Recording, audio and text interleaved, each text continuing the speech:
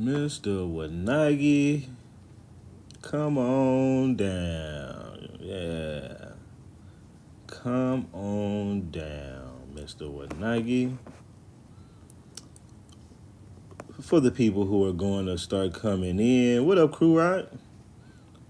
We're going to see if Mr. Wanagi will show up. I didn't really come in here with anything planned. I might talk about a couple of things while we see, but I just got off of a live stream that got shut down, I think, because Mr. Wanagi kept dropping the N-bomb multiple times. So I said, you know what up, CR? I said, let me go live and see if Mr. Wanagi would come over this way, since he said he wanted to come this way. So what's up, Earth? Gorgeous Earth, how you doing? So yeah, let's see if Mr. Wanagi gonna bring his ass over this way. He said he would before their live stream. He's not gonna show up. I don't think he is either, but he might. He might show up. For those who don't know, I was just in a live stream on Blue Waves Live, and I've been looking for Mr. Wanagi because he done been up on my panel twice, I think, and I've learned a lot of stuff about him and his Modoc Indians here recently, enough to make me want to confront him on these live streams. And he wasn't getting back on for a minute. Now he's showed back up.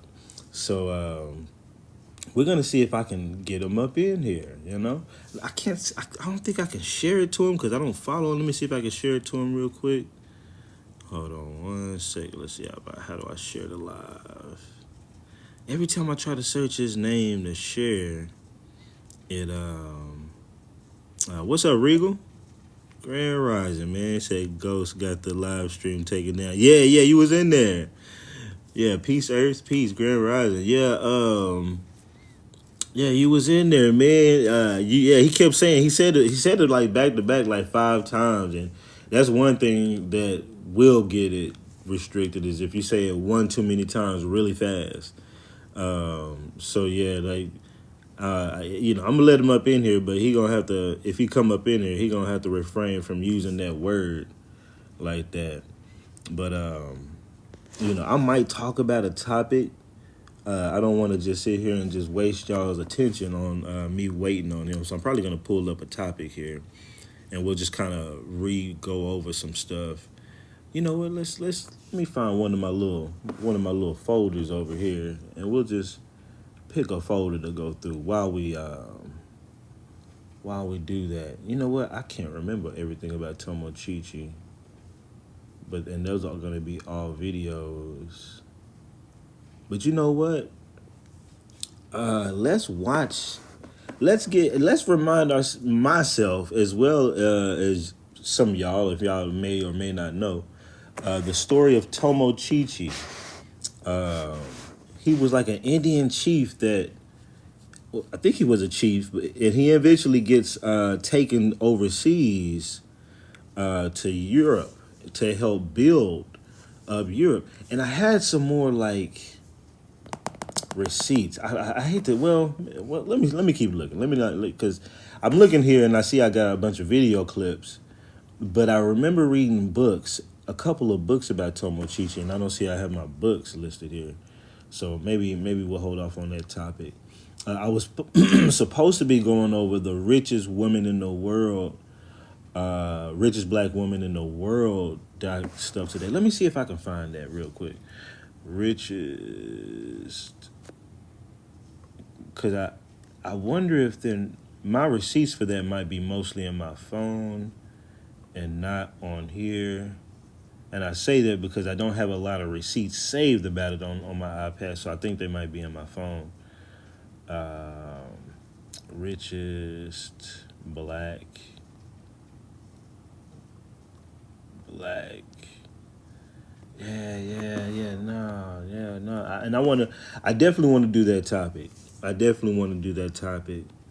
Mr. Wanagi ain't showed up yet. He knows to look for me. Now I know he knows that we was just talking. He knows he was asking me to go live and saying I want you to, you go live, the energy over here is whatever, blah, blah, blah. You know what I'm saying? Let me check my phone for these receipts real quick. Because I might have saved them in a folder on my phone. And because that topic, it's really an amazing story. Kind of a fucked up story, too, though. Let me see. Image. I'm looking at my phone, y'all. My bad. Snapchat. Damn, I don't have a folder for it. You know what? Fuck it, man. We can go over my video because I got the videos for it, and not ChatGPT, and we can kind of discuss. I'm always going to invest for myself. Discuss it from my videos.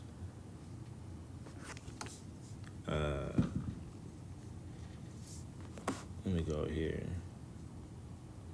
Go down. Man, I hope y'all having a good morning this morning. He said Proctor. Was that her name? That sound not Sarah Rector. Nah, I'm trying to remember her name, her last name. We're about to come up on it. Because to be honest, I randomly found it in the newspapers. And what we'll do is we'll also pull up the newspapers and type in richest black woman and go to those years, and I'm sure I'll find it here. I done dropped so much random stuff. It's so bad. It's so far back. This is like in my early days. That's why a lot of y'all wouldn't have seen this probably, because this is like in my early days. I was just, here we go. It's this lady right here. I did multiple different videos. We're going to start at some of the first ones. Actually, you know what? I think I put it, there's multiple parts. I think I may have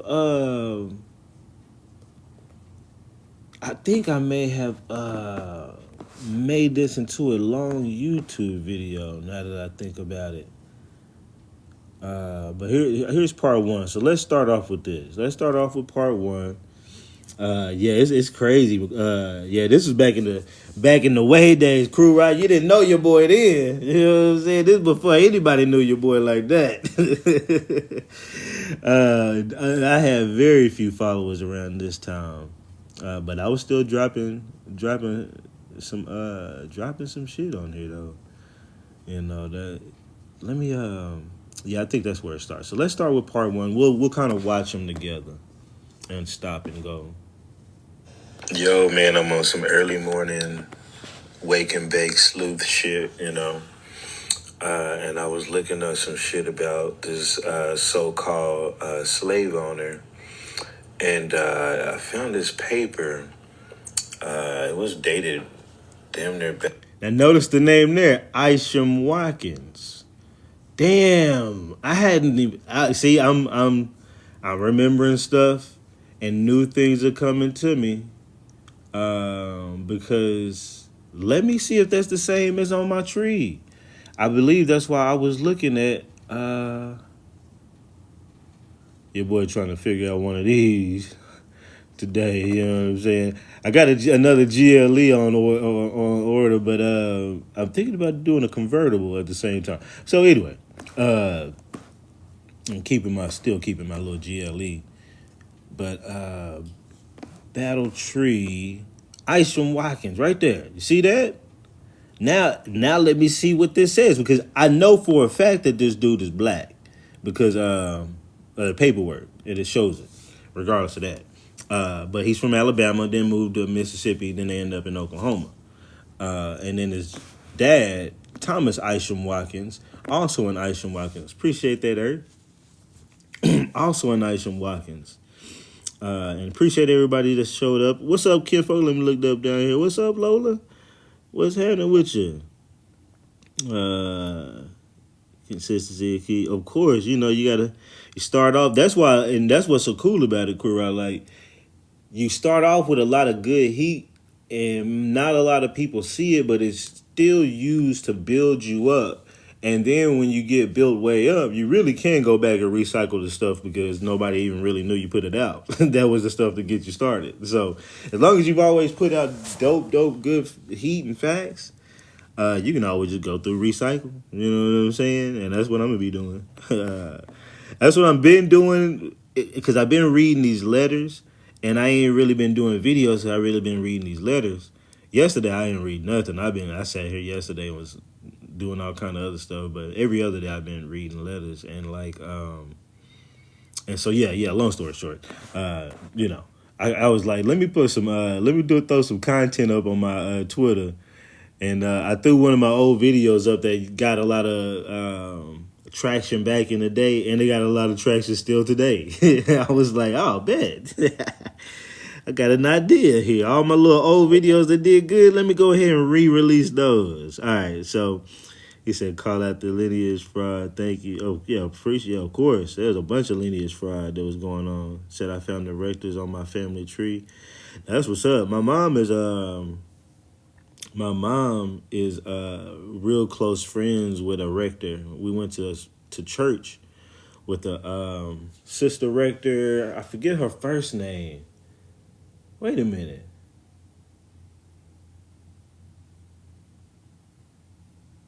I want to say her name is Sarah Rector, but I don't think it's the same Sarah Rector, of course. I'm like, I know it's not the same Sarah Rector. It can't be her. But I know it's Sister Rector. I can't remember if her first name is Sarah or not, which would be crazy. I'm going to have to ask my mom what her first name is. We were just talking about her the other day. Supreme Rise and Obi-Wan Kenobi. Appreciate you coming up in here this morning. So let's go through here. Let me read this real quick because it's been a minute since I've seen this. The youngest son of James Watkins. So that's Thomas Watkins, but we're still talking about Watkins, okay. Was born 1770. He married Amelia Taliaferro. No. I married Taliaferro. See, I'm glad I went back through this, bitch. I'm glad, because back in the day, I you know what I'm saying? And Taliaferro, I was just talking to somebody talking about Taliaferro turns into Tolliver later. That's what I heard. I got to double check that. But look at that. Now, come on now. I know that let me show y'all how this person is black. I think it might be either in this records or the other person's records. Early settlers of Alabama records. Thomas Isom Watkins, Sons of the American Revolution records. I definitely need to look at all these again. 1830 census. Damn, really? You know what? I started paying for the higher package, and I ain't been in some of these since it may have released some newer shit. Where he at? Watkins, right there. Thomas J. Watkins. He has some white folks on this little thing. Okay. Well, okay, hold on. Now let's go back. Let me show y'all how he's black. Rise of the Revolutionary War, Alabama marriages. Yeah, these are some new records I haven't seen. Huntsville, land will probate, Decatur, Alabama. That's funny. Decatur and Huntsville. That's crazy. Y'all don't understand how crazy this is right here. So I have I was married when I was young, had 2 children, and those 2 children are now adults. And I divorced, got out of that marriage. We probably divorced around the time the kids were pretty much close to pretty much teenagers, like 12 and 14. And then I had been out of the marriage for a while or whatever. That was just whatever. Then I get with this girl, get engaged, whatever, and you say I got a land record right there. I noticed that. Yeah. I'm gonna have to double check into all these, and see what all this is about, especially with it being in Alabama. And then he's got the probate stuff, his will and stuff right there. But I end up getting with a girl and getting engaged, had a child, didn't work. And that child is 4 years old today. And that girl, they come from Decatur, Alabama. Their whole family is like deep Decatur, Alabama. They got a street named after their family, in Decatur, Alabama. They like real deep black folks down in there. And I was just like, you know what, man, like my son is like super Indian at this point because they whole family ain't never been up out of Alabama damn near, which my whole family comes from Alabama, Mississippi, Louisiana, Choctaw, Chickasaw, same area, and then we all moved to Oklahoma. So here's another reunion in a sense, and then I'm looking back and now I'm seeing old ancestors that came from that area, and Decatur specifically, because Decatur is outside of Huntsville. Huntsville is the actual major city, if you will. It's not that major, really. Well, it's like the major city, if you will, and this would be like a little small off black town in a sense. So I mean, to see that is just mind boggling to me. My bad. Let me show y'all how he's black. I think it might be on the Isham's records. That's crazy. And if me and her were on better footings, I would tell her. I'm sorry. It's not that bad. I'm just playing. Isham Watkins. Let me show y'all. Because there's an Indian census records. Slave schedules. I want to check that. But I'm going to show you the Indian census records real quick. Must be under Chief Watkins. Okay, here it is. Because if he was, he would have been an Indian slave. I doubt he was on that slave schedule, or maybe he owned slaves. Actually, I need to look at that slave schedule. But right here, James Chief and Dina Chief show to be under Kali Cherokee, and they show to be black and red. Okay, so if he's black and red, at least that's what they put down on here, black and red. Now there was, and then under him you got Isham Watkins. Above him you got Isham Watkins. Now I need to double check this, because I'm pretty sure I found another thing. Because now this is starting to look like, oh, did he own him as a slave? But I'm almost 100% sure. But some new documents have popped up. I'm almost 100% sure that I saw that because that showed that I saw something that showed he was black. I'm trying to remember. Let me see the slave schedule. I want to see what's on there anyway. Because I very rarely have a slave schedule. I think I got one other person, with a slave schedule. 2. And that other person actually owned slaves. He had, Watkins is the owner. And then you have this. Now, they could be trying to say, oh, he's one of the slaves, but at the same time, he's a chief. So is he a slave for real, or why did he get? Or let me show you. I'll show you what I'm talking about. And let's see. This was what year? 1860. I'm gonna see what age. Let me pull it up on another one. I'm gonna see what age, and we're gonna get back to the video. I'm all over the place now. But to see Isham Watkins and Talia Farrow together like that in a document, I need to Okay, so Isham Watkins and the other black folks I'm seeing are tying to Talia Farrows also.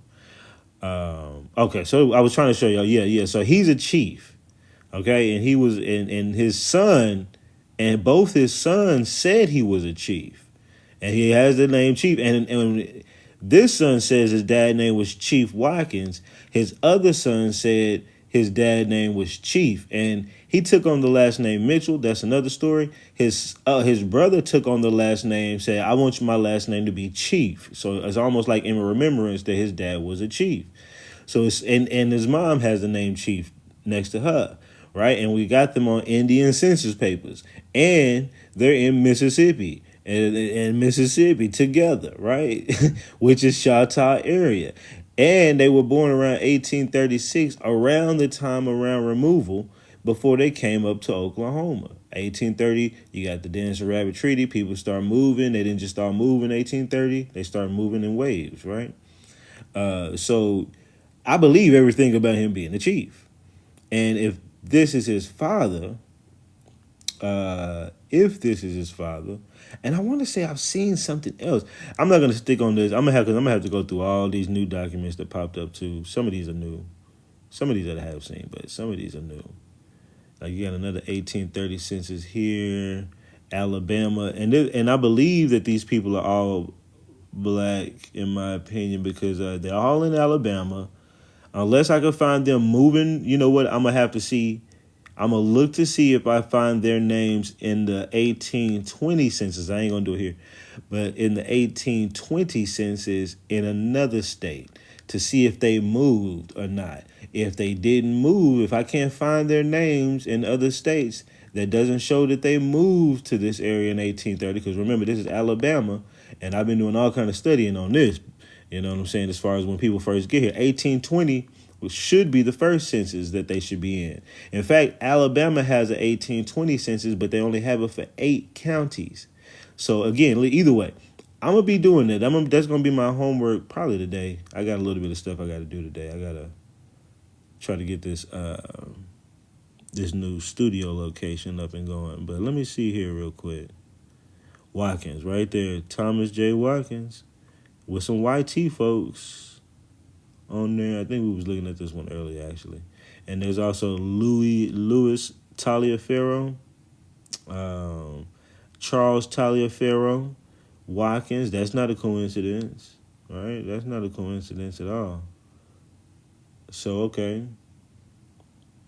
So, yeah, man, let me, my bad, let's see.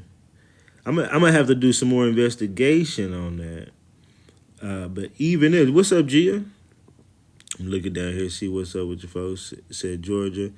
It was in Alabama, Huntsville, Alabama, or Decatur, Alabama, depending on what you were talking about, what I was talking about at that time you asked. I thought about that, but trust is a big one thing for me. No, I feel you on that. It said, what site are you on? Love and peace. I was on Ancestry. Yeah, I was on Ancestry. I had to think, was I on Ancestry the whole time? So yeah, so I'll be looking, and then they got these early settlers of Alabama, stuff like that. But I'll be looking in to see if I can track his name in anywhere to see if he moved from somewhere. In fact, let's see. It says he was born in Georgia. Oh, my bad. That's probably why you said Georgia. It says he was born in Georgia. So I'll go look. 1774. So now at least I got a place to look. So we'll see if he moved from Georgia to Alabama, when that happened. What were they classified in Georgia? What tribe might they be in Georgia, if they is of a tribe? Or is this a white person? Could this be the second white person that might have made their way on my list? I'm going to tell y'all why. It could be a possibility. Or it could be a possibility that they put themselves in our tree, right? Thomas Watkins Taliaferro. You know why Taliaferro is important too? Let me show you what else I found on Taliaferro.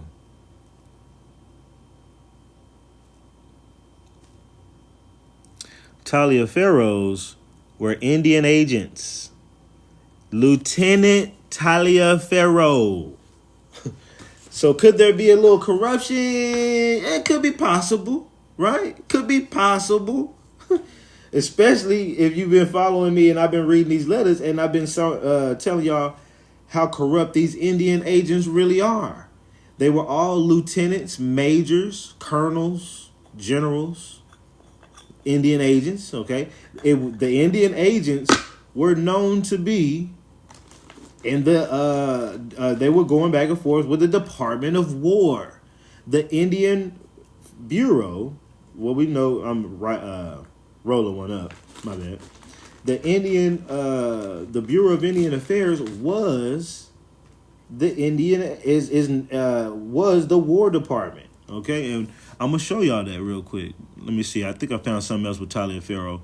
Warner Taliaferro says Virginian that they do. I know several persons who make the raisings of slaves a regular business. I know one man, Warner Taliaferro, pronounced Tolliver. Oh, yep, Tolliver. So that is true. Of Gloucester County. Now we're gonna read this. I'm gonna tell y'all how absurd this is. I remember why I found this. In fact, I wasn't looking for Taliaferro. You see the things that I have highlighted, which right now Taliaferro is only highlighted because I look for it, but it's not really in yellow. I was looking for slave breeding. I was looking at the topic of slave breeding and the absurdities of it. I said, what was it like in the newspapers? And I'm gonna read this to y'all because this is propaganda and lies. But notice Taliaferro is listed there. Okay? So it's like, okay, these Indian agents, according to the newspapers, have ties to doing what? Slavery. Ain't that funny? So you're with the War Department, attached to the United States. Who are you enslaving? Because if he is the slave master in my tree, if he is, and if the one that's in my tree is connected to these Taliaferros, or it could be the black ones, then what's my question about to be? Forgot what the hell I was about to say. If something. Okay, but we're about to read this, and I'm gonna show y'all like how absurd. Some of y'all probably already read it. Because it's absurd with the slave breed. All right, we're about to do it right now. Just finished the roll up. All right. So it says, Virginia, that they do know. I know several persons who make the raising of slaves a regular business. I know of one man, Warner Taliaferro, pronounced Tolliver, of Gloucester County or whatever, who has 40 breeding women, of whom, for the sake of their productiveness, he takes especial care. A young woman will bring more money now in Virginia if she be pregnant than if she was not. I know a man named Johnson who, when young, brought a woman. When he died a few years ago, he was possessed of 80 slaves, the descendants of one woman. Now think about this. He said, I had an aunt. So think about this. Do you think one woman can have 80 descendants? Now, don't get me wrong. It would take some time. You know, you talking about you have like maybe 10 to 15 kids. And don't say that we can't. But then she'd have to be old enough. That's 10 to 15, well, more than 15 years of your life to have those 10 to 15 children, right? Even if you started at an early age of 15, that'll put you around maybe your 30s. By the time you have those children, then those children all have to grow up and start eventually having more children to get to that 80 number, right?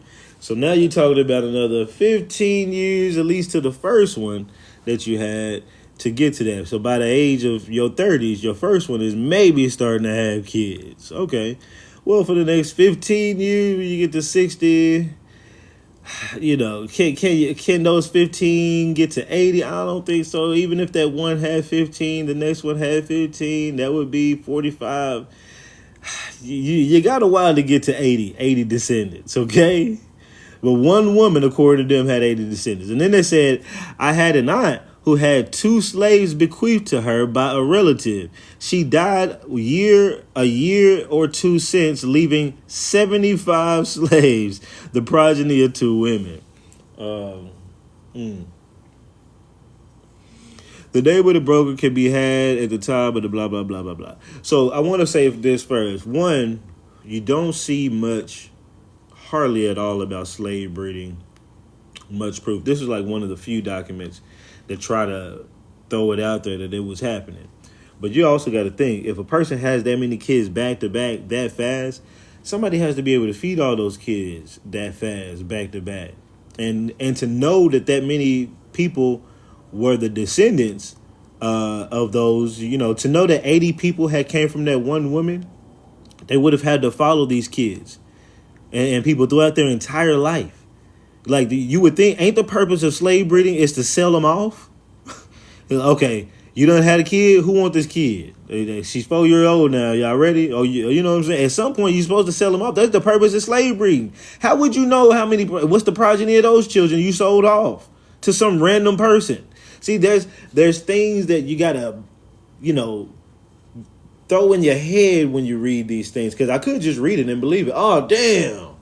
It was slave breeding back in the day. I found it in the newspapers. Now, if the numbers would have been a little bit more believable, I would have said at least, okay, well, here's a possible instance. Because I'm always a realist. Here's a possible instance that it would have actually happened. All right. Said, yeah, the math ain't good observation. Appreciate that, man. Like, that's why I tell people, about having discernment when we read not only these newspapers, books, government documents, whatever, because people lie. And our goal is to find the lies. I'm not looking for everybody to tell me the truth. I'm looking for people to lie to me. In many cases, they're gonna sprinkle in some truth too. So let's get back to this. I done got it. We supposed to be talking about the richest woman in the world video. TikTok done said I'm messing up. Damn, now I got to go all the way back down. TikTok said, "Nigga, you bullshit. You ain't trying to watch this. You ain't trying to watch this. Now I got to go all the way back down."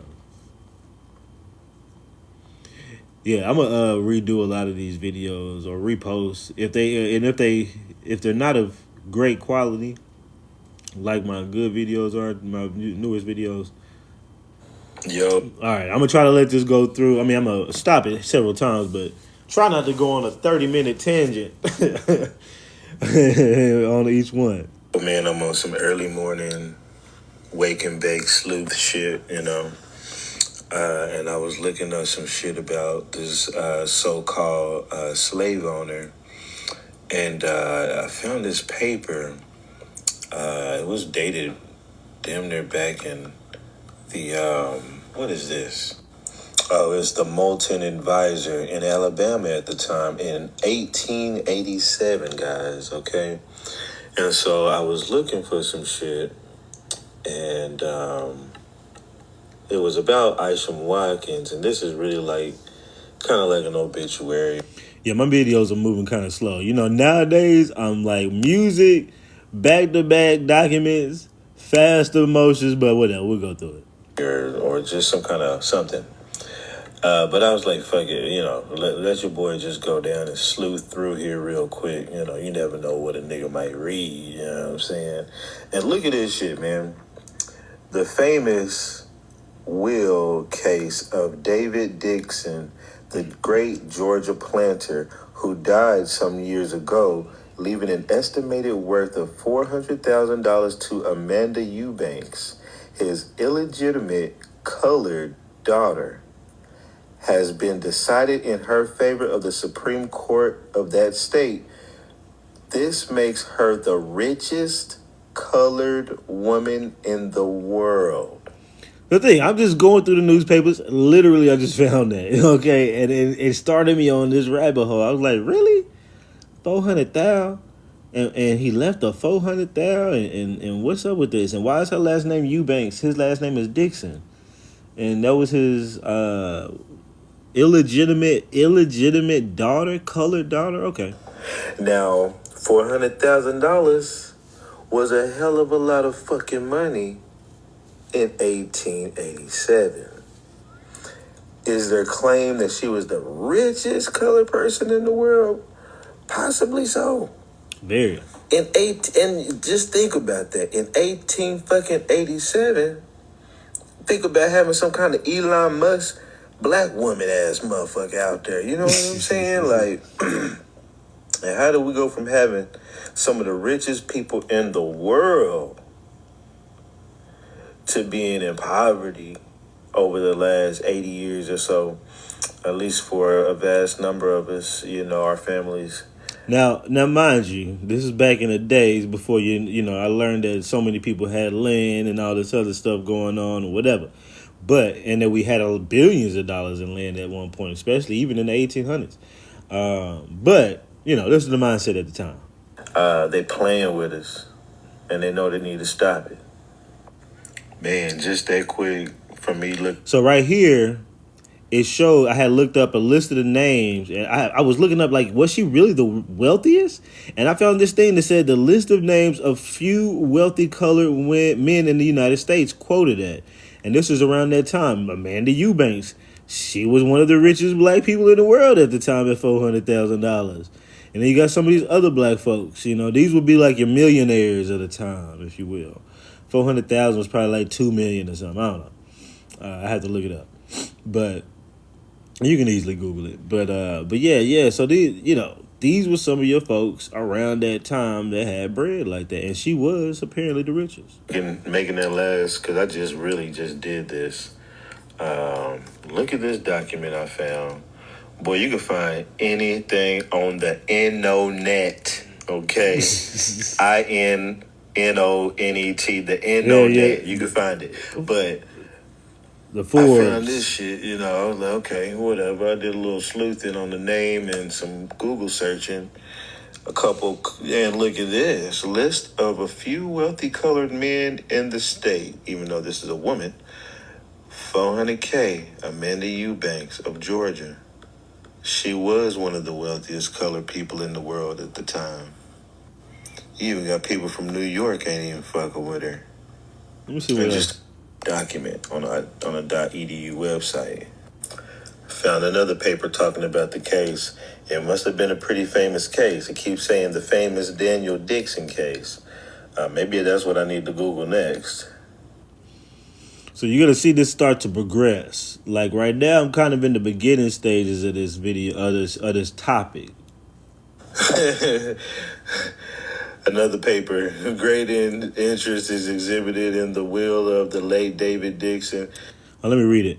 Great interest is exhibited in the will of the late David Dixon, the farmer millionaire who unalived, leaving all his property except a small pittance. Amanda Eubanks, a negress. As Dixon liberally feed several lawyers and administrators to see that his will was enforced, they are making a strong fight. The YT heirs of Dixon, who are scattered through Georgia, New York, and Texas, have also employed able counsel and purpose to attack the unalived man's sanity. An intimate friend of Mr. Dixon has just told the inside story of the will. Amanda Eubanks, the beneficiary, is the result of an early indiscretion of Mr. Dixon. Let me go right here. Of Mr. Dixon with one of his slaves. See, that's how they're trying to frame it. Okay? One of his slaves. It is asserted that ever since the birth of his child, Dixon took to reading his Bible and prayer book, and declared that it took a man of grit to take care of his offspring.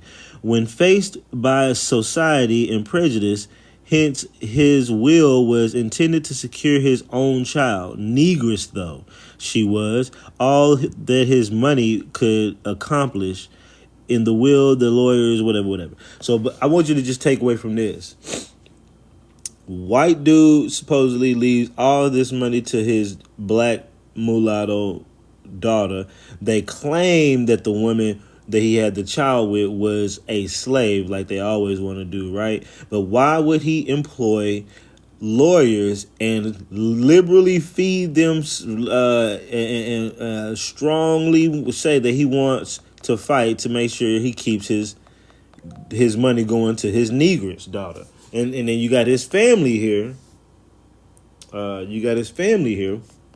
Other people in his family who are YT, who have also employed attorneys saying they're going to attack the man's sanity. At this time, he's unalive. So they want to attack his sanity, saying he's crazy leaving this money to this woman. And it needs to go to us good living YT folks. What's up, on code? Good morning. She said I come from Dixon in Georgia, spelled different. Oh, you know what? I didn't know Dixon and Dixon was the same. It really is phonetically sound the same, but just spelled different. Ain't that a bitch? I hate when something like is right in front of my face and I don't know it. People be like, yeah, such and such, like such and such. I be trying to catch that shit and I never did. Yeah, Dixon. I went to school with some Dixons. Chris Dixon. I went to school with him in high school in Oklahoma. And I think I knew some other Dixons too. Who else did I know with the last name Dixon? That's crazy, but it was spelled Dixon. Dixon. Crew, I said it too. Yeah, I never thought about Dixon and Dixon. It's literally the same damn the way you say it the same way. I hate when that happens to me. That's crazy. Okay, so yeah, but let's take away from that these people are already saying that this person is crazy for leaving this money to this black girl. The farmer What's up, Devon Roy? millionaire who died leaving his property, all his property except for a small inheritance. Let me go forward. African was looking at that right there. Hold on, right. You know, will. Oh, here's the rest of it. Did it say something about an African kidnapping? That might have been another one. Hold on, let's see. Faced with prejudice, whatever, negress though she was, all that his money could accomplish. In the will, the lawyers are directed not only to see that its provisions as to his property are carried out, but that the woman is protected in all her rights as a citizen wherever she may choose to live. He put this in his will. He really loved this daughter, okay? This negress, okay? Such wills have heretofore been easily upset in Georgia, but under the law conditions, things of Mr. Dixon's recognition of negress child, recognition of the negress as his child, it is not believed that he can be upset. So just think about this. This is why anytime a YT person has a baby with a black person, they'd say it was a slave thing, it was graping, whatever, right? And and it's never the other way. It can never be that they actually love the person. It can never be that they actually married the person. That's what they want you to believe. Now, the story is that Davis Dixon, and we're going to get into it, but the woman he had the child with, she unalived either while having a child or shortly after. You know, I think it was from complications of birth, and so I mean that's why he cherished the woman, the little girl, and on top of that, but think about this: if you just raped a slave and she unalived while giving birth, do you think you're gonna care about the offspring? You didn't even care when you was raping her. You know what I'm saying? None of that would make sense. You really kind of free. You can sell the baby off. The slave is gone, and you move on about your life. You know, like it makes no sense. They try to say, well, he was reading the Bible, and all of a sudden, so right, a lot of these relationships were consensual. Exactly, and we're gonna find proof of that through this here pretty soon. Exactly, just making up traumatic experiences unwarranted. What's up, civilized native? And that's exactly what they do. Appreciate you coming up in here. That's exactly what they do. And people do it on these live streams all the time. They'll start going into a slave. Somebody said it yesterday. They was like, I can't remember what they were saying, but there was another person, like 2 or 3 days ago, I was on the thing. He was like, so we can all agree that slave food, no, that food, all of our foods and delicacy started at slavery times and was the scraps from what the slave master gave him. I said, no, I can't agree with that. He's like, oh, you can't agree with that? You know how y'all big, and I mean, not big, he all loud and shit. Oh, you can't agree with that? What kind of crazy? You can't agree with that? I said, what did the free black people eat? I fucked them up with that one. I don't know. You gonna have to tell me because my people wasn't free. You gonna have to tell me my people wasn't free. Oh, okay. Wait a minute. The free black people didn't eat Southern food. Well, what do you mean? Shit, you know. Anyway, man, these people. And then he actually did start saying shit like sharecroppers was. I think that was on your panel. Or was that on your panel? You started saying something like sharecroppers was graping folks and was Well, no, sharecroppers was getting graped and getting the food scraps. I was like, sir, if you are a sharecropper, that means you don't have a master, and if you don't have a master, who's graping you? You don't. Ain't nobody telling you what to do. A sharecropper is just there to collect the bread, like a landlord. Like people just start coming up with these stories. Anyway, let's keep going down this. Either mine or Chief Fine. It might have been Chief Fine's. Yeah, it might have been hers. I can't remember, but yeah, like these people just be saying crazy shit. And that's when y'all see me jump up. I be like, you know what? Because literally, I be listening to y'all about it while I'm looking up shit on the computer and everything else. But when they get too crazy, somebody say something too crazy, I'm jumping up. I need to just jump up there and just shoot the shit with y'all sometimes, though, too. I don't want to just be showing up looking like I'm about to wreck shop every time. But, all right, here we go. Let me see. This next one was talking about an African slave. Let me see what the next paper was. So I think they just was using that. She said, yes. I do need to shoot the shit with y'all for real. And look, you know what's crazy as I'm saying this? I just seen the word African over here, and I'm going to look more into that literally. Oh, okay. That had nothing to do with it. But, because have always been in all the great industries which always. Oh, yeah. I found this. Hold on. Watch this. Man, I had to just go ahead and sleuth them back over here to get off that story. Because I was like, what are they talking about? So, as I was looking up this Amanda Eubanks shit, I need to screenshot this. I think I did a video about this. I need to find this again, but just listen to what I found in the paper, okay? Bringing over African kidnappings. It says agriculture is the natural basis of material prosperity in the South. The great industries which have always been and are now the main sources of our wealth and agricultural industries, cotton and tobacco. And the agricultural population of the South, the agricultural population and the laboring populations of the town as well, always has been and is now colored people. So what they're saying. Wow. First of all, they just said that the great industries that always have been and now are the main sources of our wealth is agricultural industries, cotton and tobacco. Okay, and we can pull up. I don't want to get off. Well, I'm going to do it real fast. Just don't lose the spot, please. I just got to show this. Just don't lose my spot. TikTok. The great industries like cotton and tobacco, which always have been. Okay. Where's my folder? Which always have been, right?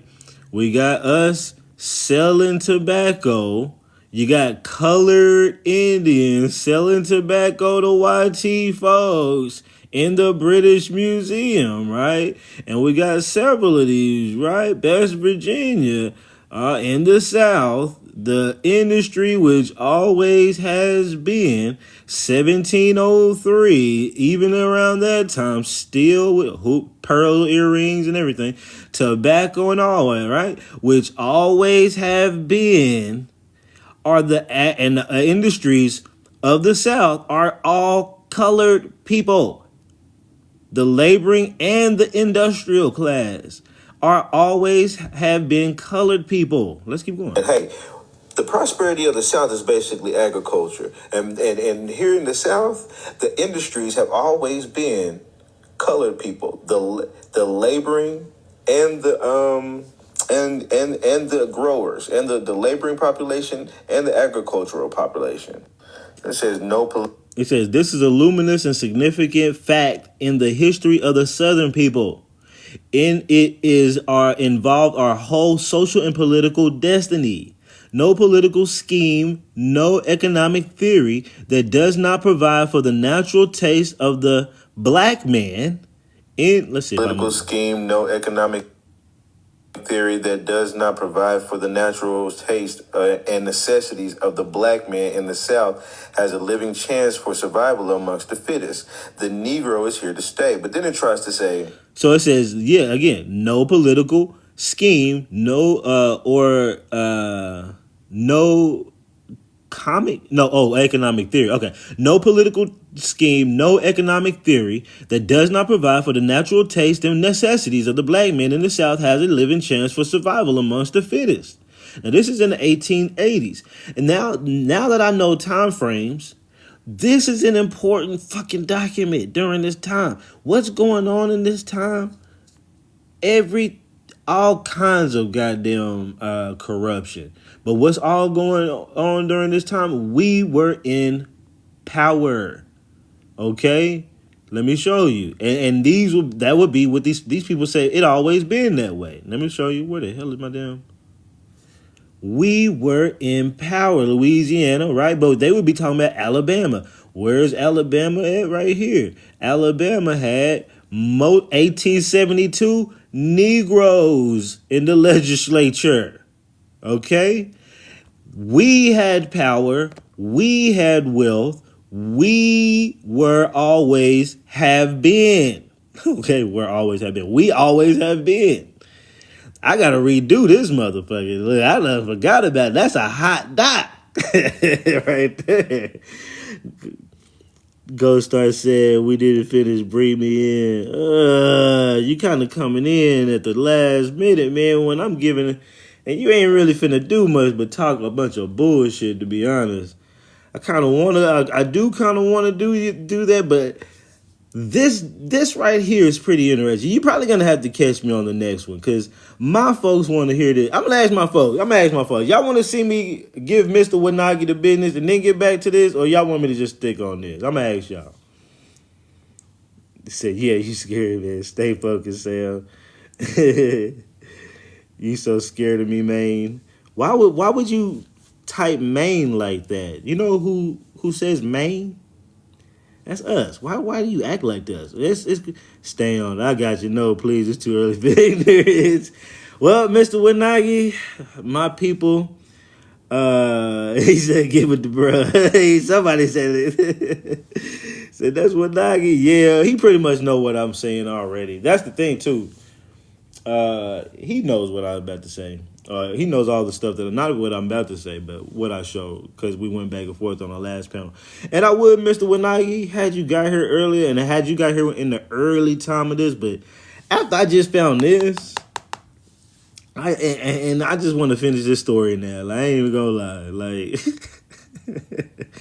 say crazy word. What's up, D-Lias? D3 Lias, or however you say it. I think you've told me before. Or the lies, I think. He ain't none from you, can keep teaching. But I'm with you on that crew, right? Yeah, we're going to keep the teaching. Sorry, Mr. Wanagi. My people like to learn over here. We can deal with the ignorance on other times, but... And maybe I'll get at you, if you stick around, maybe toward the end, if you stick around. Or check back in. Toward the end when I'm done with this lesson.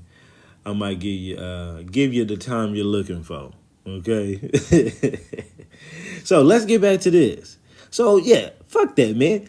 This document, this thing just said, hey, the material wealth which always has been in the South and always been going on is that and it's colored people, and colored people were at the top of all of this. And if you try to come here with some kind of political scheme, that's why I was showing the black people being in office, some kind of political scheme or economic theory that's try to get us up out of it, you crazy.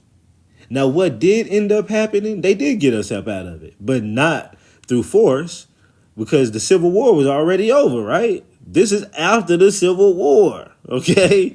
They want you to believe that we didn't get into power until after the Civil War, but you just saw the document saying, no, it always has been, and we always have been here in the South and making this bread.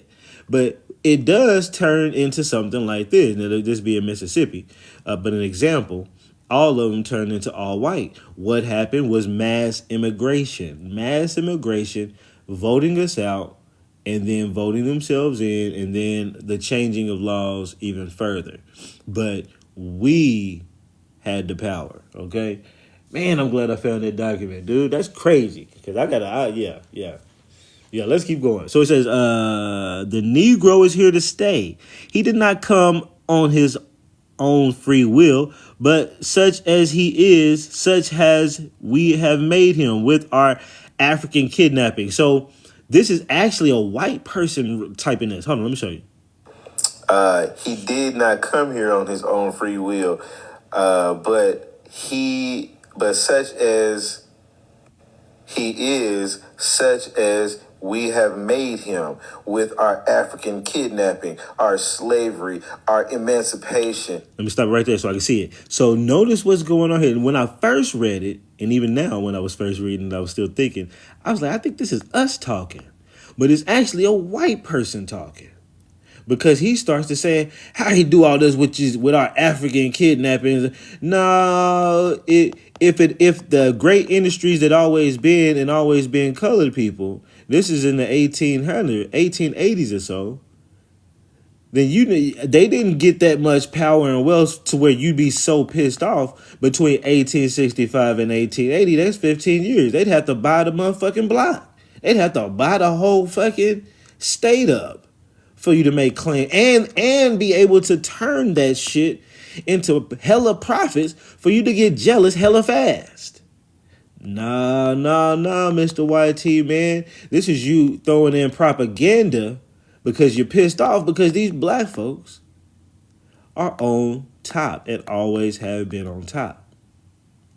Unless you're trying to say somehow they gained that shit during slavery times and it was just the few free black men that makes up the majority of this population you talk about. But you said the laboring populations of the towns as well as the agricultural populations are basically the main wealth of the country. So yeah. So it says our African kidnapping, our slavery, our emancipation, and our elected franchise. He is here to stay, equally with the Anglos and Louisiana Creoles. Hold up.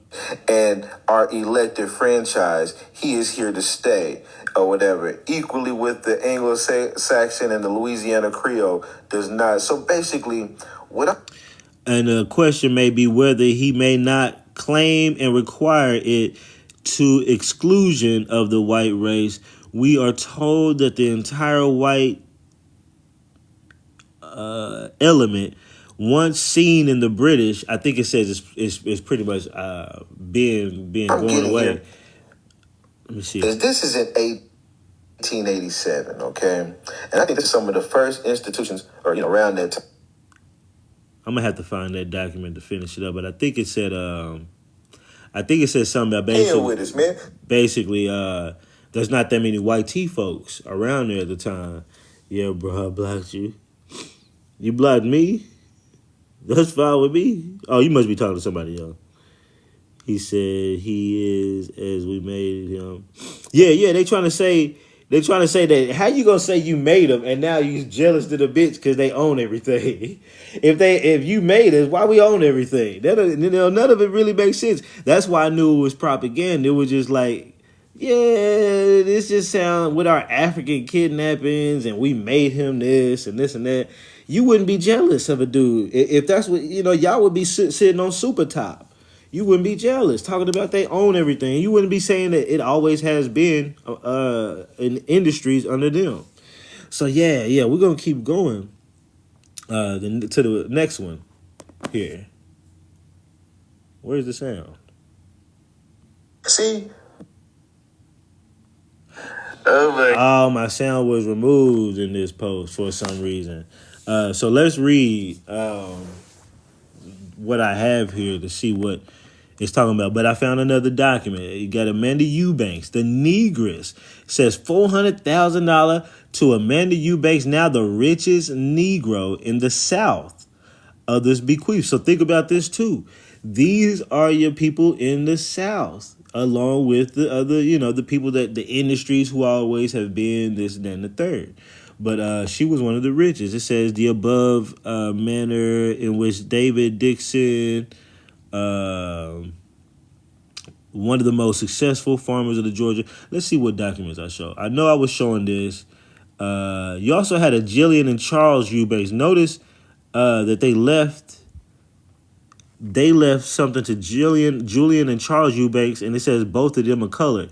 They are Amanda Eubanks' children, I believe. Amanda Eubanks had children with a black dude, so-called black, right? Indian, American Indian. And I believe she left that to them.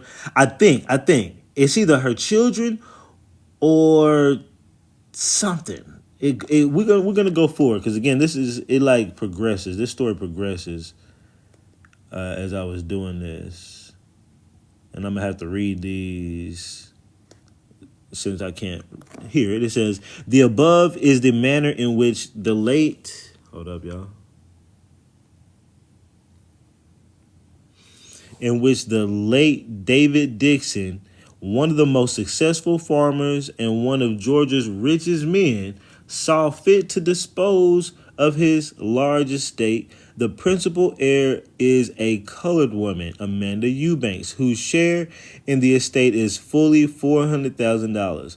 Why the deceased made so extraordinary a disposition of his property in favor of Negroes in preference to his YT relations may be imagined by the public, but is well known to those who live near him. So they're going to try to act like, hold on, let's see.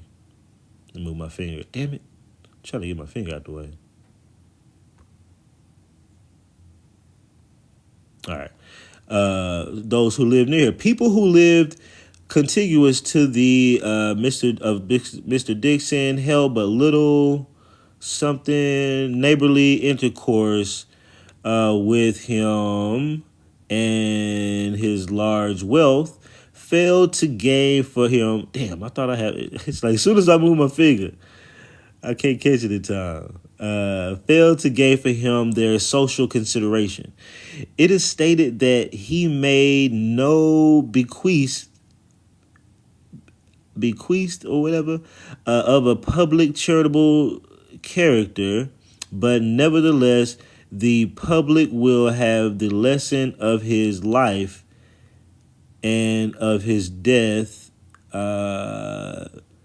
for enlightenment, he being will and charity, something like that. My fingers all up in the way, but what I'm taking from this is that they like, hey, the YT folks need to learn a lesson that, you know, you don't need to be giving your money away to these negresses like this, or we need to pay a little bit more attention to people who do this. Like, we're going to see like later on, but it's going to be like, it's literally going to say stuff like, hey man, I don't know what made y'all not want to be around. I think it was the loneliness and y'all YT folks not being around Mr. Dixon that made him want to give all his money to these black folks. So in the future, YT folks need to start hanging out with more YT folks. If you see a person that's hanging around with a lot of black folks, make sure that, like, literally it's going to say some shit like that in the future to say basically try to avoid giving, you know, helping these people, encouraging these people in such a way not fucking give their money to us. Let's see. It says great interest is exhibited in the will. This is a different newspaper. In the will of the late David Dixon, the farmer millionaire who unalive, leaving all his prosperity, accepting a small pittance to Amanda Eubanks, a negress.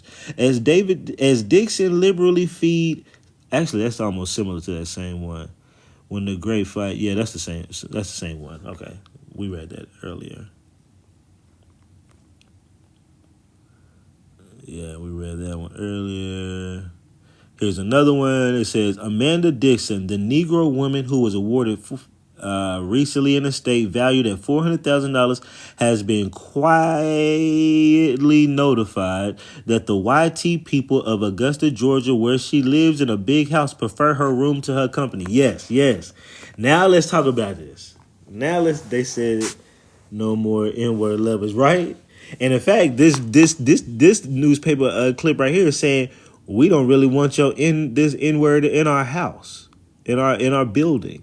It says Amanda Eubanks, the woman Negro that was awarded all that money, was quietly notified by the white people in Augusta, Georgia, where she lives in a big house, that they prefer her room to her company. And it took me a moment when I first read that. I was like, they prefer her room to her company. Are they saying they prefer her house than her? Like, get out the house? You know what I'm saying? Basically so. That's like a threat in the motherfucking newspapers. You know what I'm saying? What's up, Soul Food? Appreciate that. Let me roll me up another one. Y'all know I be chain smoking as I do this. So think about this. You got this woman. She's been awarded this money, and there's there's multiple people that are against her. You have the YT public that's against her. You got the YT people on the Dixon side of the family who have hired attorneys that's against her, that says that he was crazy to leave her that money.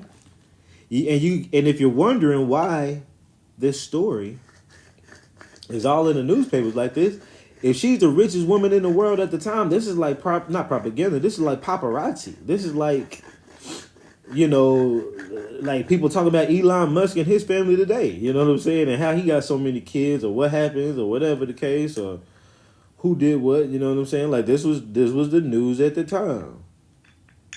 Everybody was talking. A lot of people was talking about it. Let me see if I can find another newspaper clipping. So I realized that, and I was just like clip hunting at this point. Let's see what I got next on here. Oh, I passed one. Hold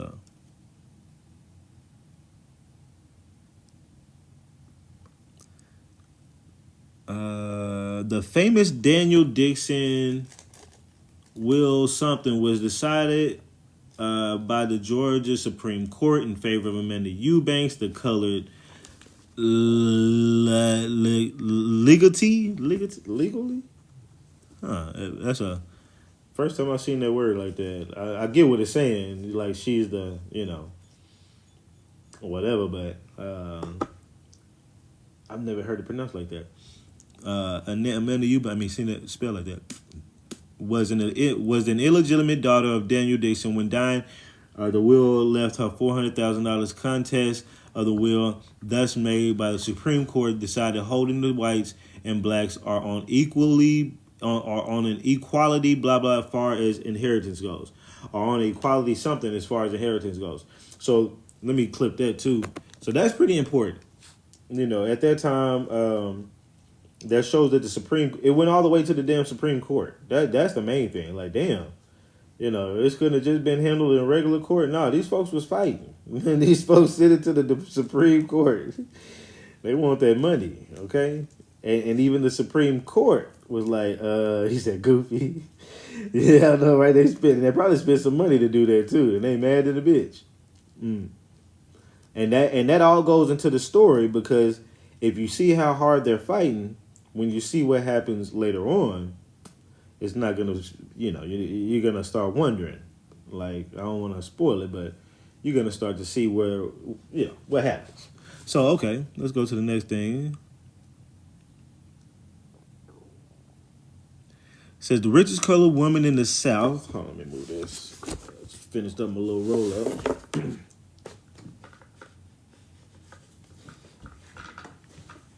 All right. It says the richest colored woman in the South, Amanda Eubanks, made so by the will of her YT father, is worth $100,000, which is really $400,000, and lives near Augusta, Georgia, Chicago, the home of 1,800 colored people, has 3 colored firms in business whose proprietors represent $20,000 each. One, 15,000 and 9, 10,000. The East Lake Furniture Company is worth whatever. Oh, they're talking about different. Okay, so the rest of it ain't got nothing to do with it. They just kind of mentioned her, but they mentioned it and got it wrong. Here's another clip right here. I think I was showing these where it shows how people be getting things wrong. We know for sure it was $400,000. We seen, even by the Supreme Court, it was $400,000. You got somebody saying it was $100,000. These people say $40,000. This just goes to show these niggas did, everything ain't gonna be real, ain't gonna be correct. That's why some of that other shit, like that African kidnapping shit and stuff, is propaganda. Like, they can't even get certain little facts correct. And right here, I also noticed they called her a copper-colored Negro woman. Very interesting, because who was the original Americans? The copper-colored races, right? and they figured her to be one of those people. But you get your story right? She said, "Are you surprised?" What Sierra the Great say? I must have missed what he said. Oh, they said no more N-word love. Oh yeah. His relatives have instituted suit to break. His relatives have instituted suit to break the will, and in the end, the lawyer, we presume, will get the bigger part of it. We imagine they will know what to do with it fully, as well as Amanda Eubanks. So they're saying, "Hey, look, the YT folks is trying to again get attorneys, and they this is the public saying." The white folks would know better what to do with that money than Amanda Eubanks. So it goes to show the public disgust from these white folks that this black woman has so much damn money. Okay, says so they stole. Nah, they just got the facts wrong in the damn newspaper because they some weirdos. That's what I believe that is. Mm-hmm. Mm. And let's see, we got another clip here. It says. Dixon's daughter, black she is, but she got all his money. Ain't that funny? Black she is, and she got all his money. That's crazy. That's the title, okay? The richest Negroes in Georgia. Here it is yesterday, in whatever, Toomer, Perry. I'm sorry. I think Nathan Toomer is who she ends up, is the black dude she ends up marrying, Nathan Toomer. A full-size bishop officiate. It says, black she is, but she got all this money. That's crazy. Eubanks, it says Eubanks, the illegitimate colored offspring of the late David Dixon of Hancock County, was arrived married to Nathan Toomer, a prominent Negro of Perry. That's why they mad. The ceremony was performed by Bishop Halsey of the African Methodist Church. We know that that's some bullshit. Some of us know. Some of y'all know why they call it the AME Church. It ain't really because it was started by some Africans. Some white folks started that. But the story of how Amanda came to be the richest negress in the world is one of full interest. How she got her money. David Dixon was the farmer prince of Georgia. The farmer prince of Georgia. Even though we saw something else that said the wealth was held by black people and we always held it, right? That was a different motherfucking clipping. But all these people are saying David Dixon. Makes you wonder if David Dixon, if he was YT, if he either took over the David Dixon that was the black, as we know, right? Took his persona a little, whatever, or if something else, But okay, let's keep going. He willed $500,000 to his daughter of the Negro companion. An effort was being made to break the will, which was unsuccessful in the courts, but the Supreme Court, the will was affirmed. The case excited unbound interest, blah, blah, blah.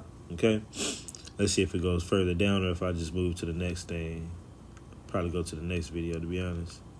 Yeah, okay, let's go to the next. Oh, my God. Okay, if y'all following me on this rich black woman, y'all remember I showed y'all a clip where it said... Hold on, let me just read this. It says, it is reported that Nathan Toomer, a well-known and esteemed colored farmer of near Perry, was married last Thursday to Amanda Eubanks of Hancock County, the colored daughter of the late David Dixon. The bride is said to be the richest negress in Georgia, her property being estimated to worth about $400,000. Nathan has many white friends in Houston County who will cordially congratulate him. Now, notice that. That's why I was laughing. I was like, why am I laughing? He said he got all of it from her folks. The law may have been where he had to put it back into their hands. Yeah, I'm curious. I'm curious exactly how he came up on this whole thing. If he was, I suppose he was YT since the newspapers are really kind of harping on this tough, but I feel like he probably took over somebody's farm, plantation, or in their family or whatever. But yeah, but notice that they like, hey, this person that she just got married to has a bunch of YT friends. Y'all need to go congratulate them a little something. You know what I'm saying? It's kind of funny. We're gonna keep going. Let's see. White people are the Instead of having me read them, I'll read them out loud. very bottom. It talks. Okay. Now we read this one, Little Neighbors.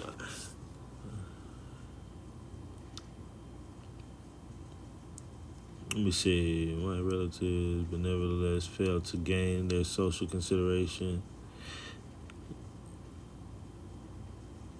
Let's. I'm gonna read this part right here because I may not have read this bottom part.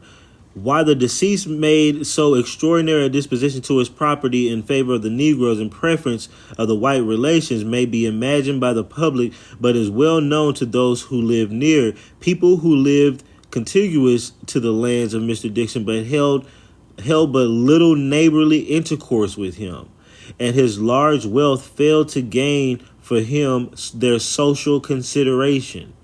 About how Miss Dixon was the socially awkward person. Get my finger out the way. And white folks just.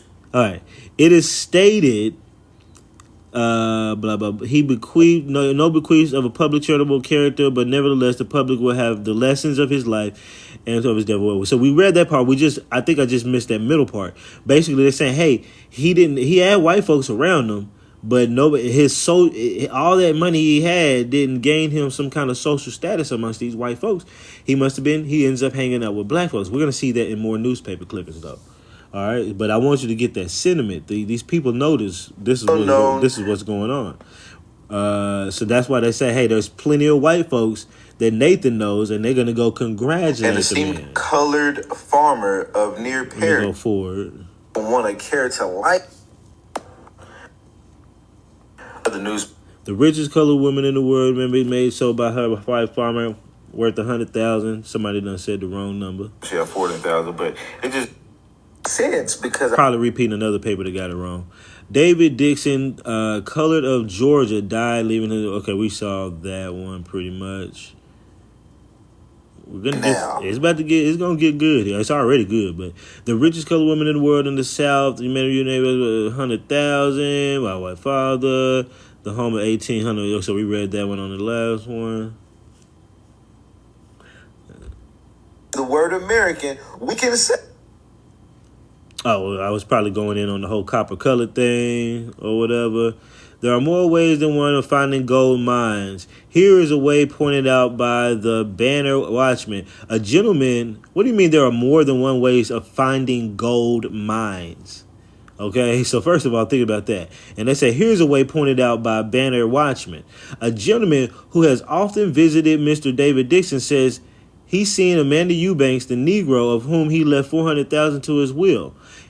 Our informant says she is an ordinarily looking copper-colored woman about 45 years of age. Hey, this fucking shit.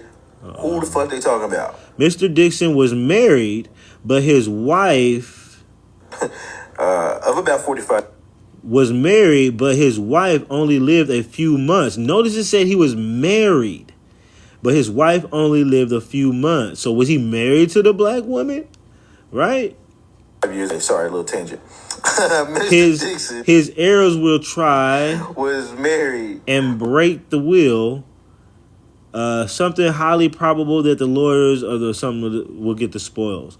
So we're gonna keep going and see what else. But now the story gets a little bit more interesting. Or were these other children from another marriage? Hold on, I thought I just skipped. White people. The reason why, if this is just proper. I'll show this. Appreciate you, Wani. Thanks, Wani. Good to see you. Grand Rising. We're reading papers about the richest colored woman in the world in the 1800s. And what a story that ends up in tragedy, unfortunately. But right now, it hasn't got that far. The richest woman in the world in the county, Eubanks, who pays $400,000 on taxes on $400,000. She inherited the property from her YT father, and it just was an excerpt. So let's go to the next. All right, so I haven't read this. Let's see this one. Let's say the richest colored woman in America is Mrs. Amanda Eubanks in Rome, Georgia, who pays taxes on $400,000 worth of property, said to have been inherited from her YT father. All over the country, colored women are advancing themselves in all financial, intellectual, and moral ways. This is in 1887, right after slavery. Okay, you got some people saying colored women are advancing themselves in financial, intellectual, and moral ways. In Philadelphia, a colored woman writes for the newspapers and is considered clever, and also conducts a special department in the leading organ of the colored race in this country. Says Miss Charlotte Fortin, now Mrs. Frank Greinke, something like that. A colored woman is a lawyer in New York City, and in other cities, the North, are to be found many colored women physicians. It is a little bit curious to know that the first Sunday school in New York, city, was started by two colored women. I didn't know that. Now, that's the one in New York, but still. Yeah, because Connecticut was rising. James Fortin. I haven't heard of any Fortins before. What's up, Chief EJ? Grand Rising One. He said, bro, have you ever found anything to show that we were fighting back and unalive a lot of white people? Yeah, any Indian war that you see would be us. Any Indian war, pretty much, on the coast and all around, that you see would be us fighting and going back and forth with them. And in many cases, we may not have lost. I mean, a lot of treaties were signed. It ain't like we just lost the war and they just genocided I shouldn't have said that word, but, they got rid of all of us or whatever. In many cases, they ended up signing treaties to stop the war and just, we lived amongst them and they just tricked us and reclassified us. He is an abolitionist, one of the richest black men in Philly making sales. Really? I ain't never heard of Fortins. That's crazy. Yeah, that's crazy. Crew out with the knowledge. Yeah, I want to say I've seen the word Fortin once or twice. Obviously there, but Agriculture is the natural basis of why did they do that? Material prosperity in the South. That's me reading that same one. My videos, okay. My videos wasn't hidden like that back in the day, boy. I got to redo this whole video series and do it the right way. The way I do videos now. So do my genealogy and see my ancestors got a lot of land grants of 40 acres in 1880 Florida. That means your people must have been Seminole. Likely Seminole. Yamasi, which would be Yamasi, Creek, and even Creek, Uchee, Shawnee, other things. It could be whatever other things. But no, that's what's up. They trick us and cast a spell as well as the spell is broken now. Yeah, that's what's, and we the ones that's breaking it. All of us. All of y'all, all of us. We the ones that's breaking these spells out here, and we owe that to the people who's been out here before us breaking the spells. People who've been in the game longer than us. Said ain't Freemason. Oh, he's a Freemason. Can you do anything about it? So let's see what this says here. The will of David Dixon. Hancock County celebrated farmer has been admitted to probate and he has bequeathed the value, blah, blah, blah. About $60,000 goes to other small parties and some. Said that his daughter's standing of neighbors was below. He ignored his white relation. Okay, I know why this is important. So I'll read it, even though I just somewhat read it. The will of David Dixon, the Hancock County celebrated farmer, has been admitted to probate and he bequeathed his vast property mostly to Negroes. Amanda Eubanks, colored, receives $400,000, and about $60,000 goes to other parties, which were those other two Eubanks, and we'll try to figure out who those were. I figured out who those were later. And he says about 60,000 went to them. And it is said that Mr. Dixon's social standing amongst his neighbors was below par. He ignored his YT relations and gave the bulk of his property to these household servants. He had no wife. So look at that. So one said he was married. These newspapers don't know what's going on. One said he was married. The other one says he has no wife. They mad because he done left they definitely, well, one thing is for sure, that's correct, is their sentiment. How upset they are about it. He ignored his white relations, right? He left all this money to these Negroes and these damn servants, okay? That's the main thing to take it. They don't give a damn about no facts. They just mad about what happened, okay? That's the main thing to take away from this document. Let me go to the next one.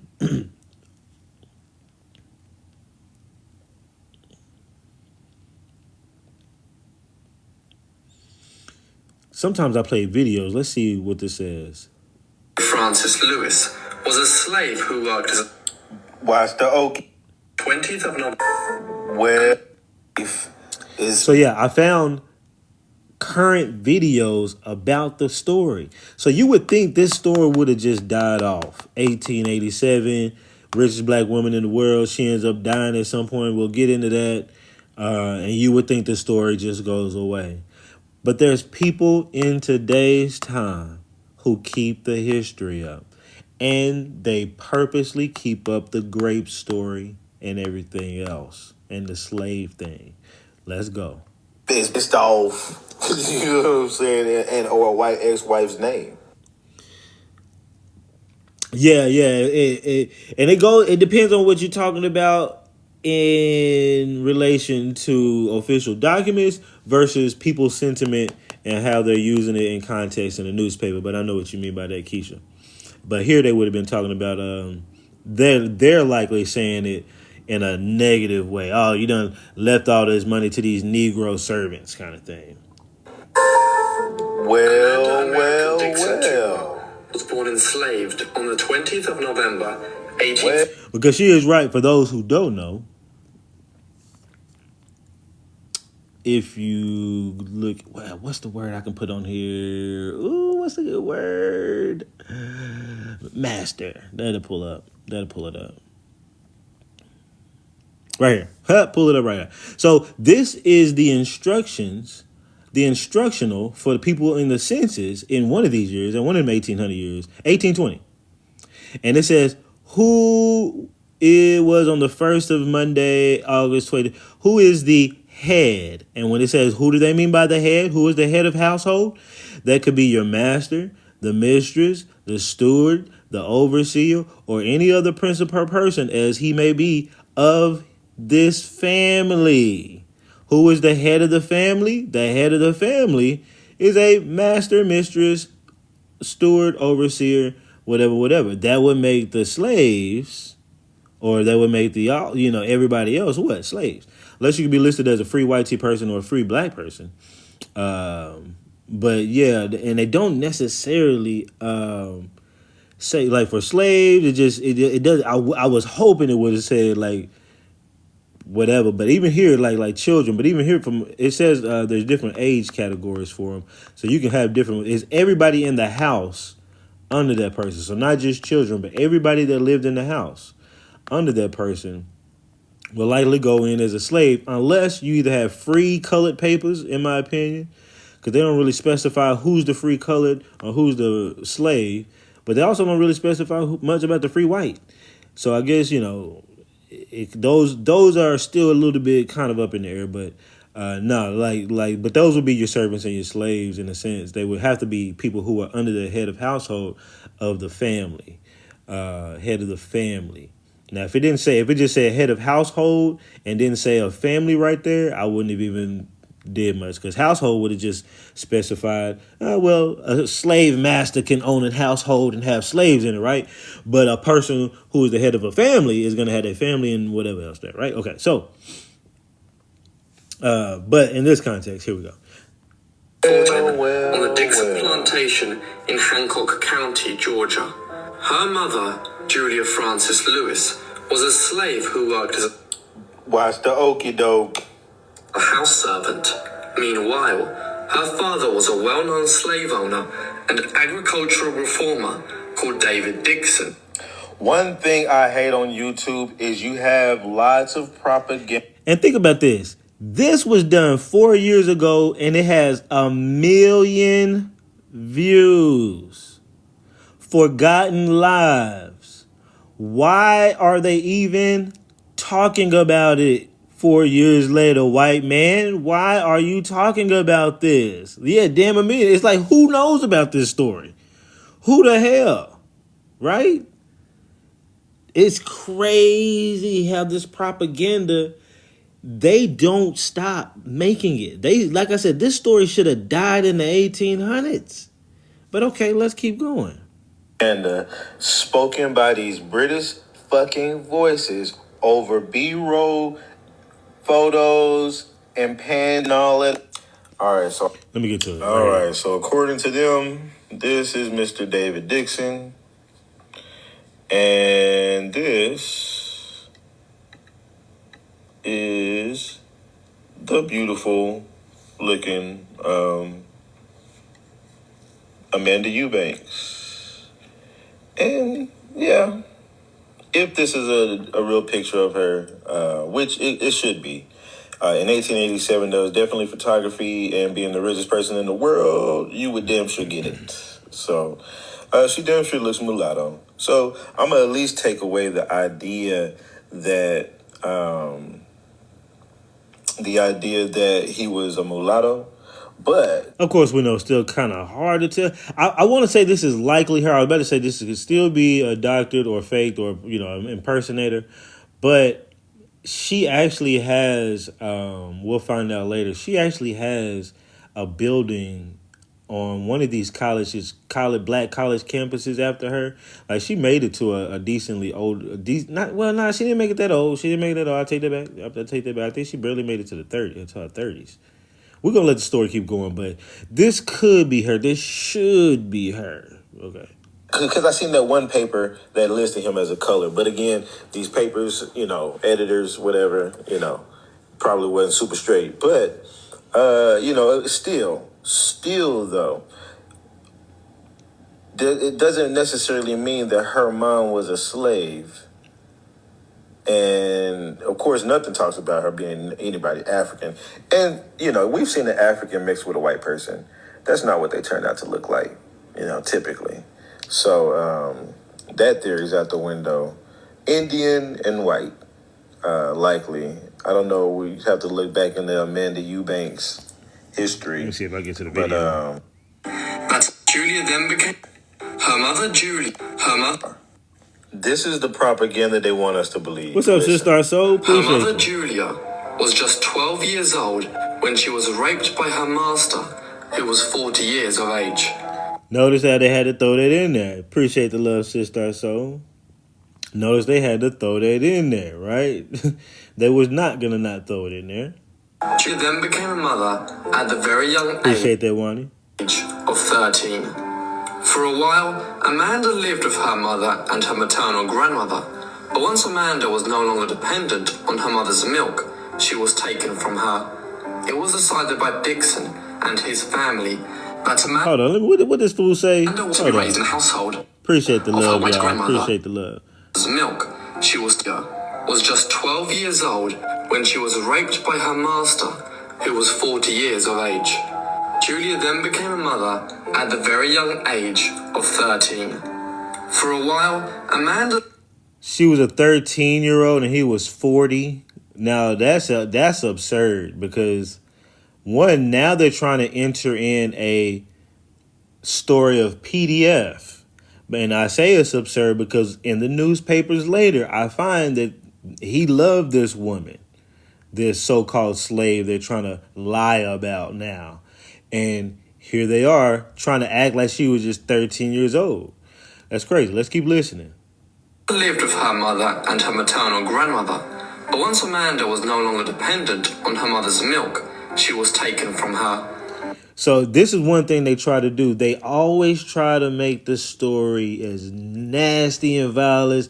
As soon as his mother was done, as soon as she was done being dependent on her mother's milk, she was taken from her mother. Like, okay, really? Is that when it happened? Is that really what happened? These people just be lying. It was decided by Dixon and his family that Amanda was to be raised in the household of her white grandmother, Elizabeth Scholars Dixon. Although legally a slave by He said, "Thanks, bro. You in my head." birth, Amanda's father made sure that she was well educated. Thus, she was. Why would you always see how just all of a sudden? So you grape a 13-year-old and you snatch the kid from her after she's no longer dependent upon her milk, and you put her in the best schools available for the black and the white folks, or for the white folks, I should say. Yeah. What kind of sense does that make? I think they mean powder milk. Yeah, these people, they be playing games with the lies. Taught to read, write, and play the piano. Throughout the years, Lewis Dixon developed innovative and successful farming techniques. Due to this, he became famous in the local area and much wealthier. Labor. You're going to find out later that I found David Dixon's actual agricultural books. He was actually a man who was big in agriculture, which I want to say that he probably was a black man. And they done probably took over there because I just don't see white T-man being big in agriculture like that. And coming up with agricultural practices and books and stuff like that. They ain't no shit. But okay, let's keep going. Appreciate that, love. Appreciate that. What's up, Dimples? What's up, everybody that just got up in here? Let me see if I missed anybody. Y'all know I got to stop and say my what ups. If I haven't said what up. And if I might re-say what up to you. But, what up, Gia? What up, Obi? Wani, Crew Sister Soul, Kionaro, what's happening? Aboriginal, what's up? American Aboriginal. Onco, good to see you this morning. I think I said that to you earlier. But still, what up, CR? Lonnie, what's happening? Delise, what's happening? Tabitha, what's happening? Keisha, what's happening? Lola, what's happening? And let me look down here. Everybody else too, man. What's happening? Chief EJ down there. What's happening?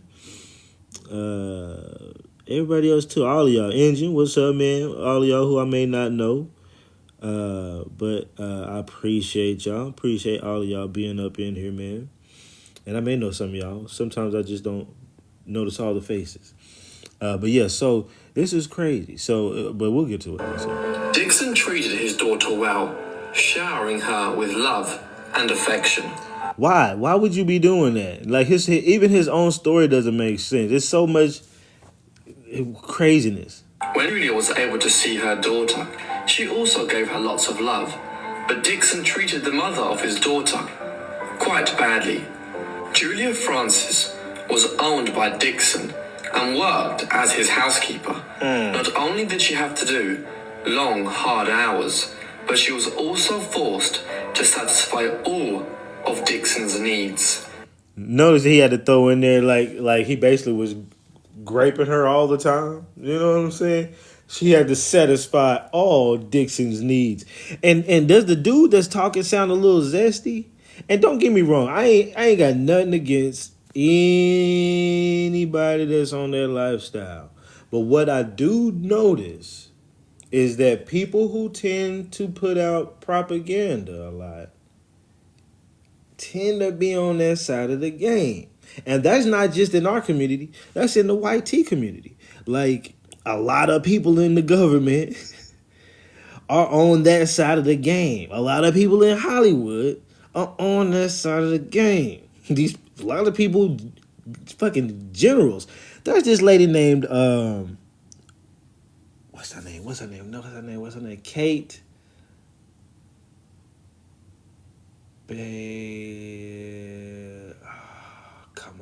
Come on, brain.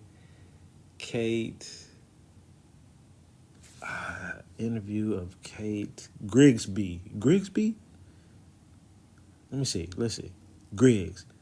Interview of K. Griggs.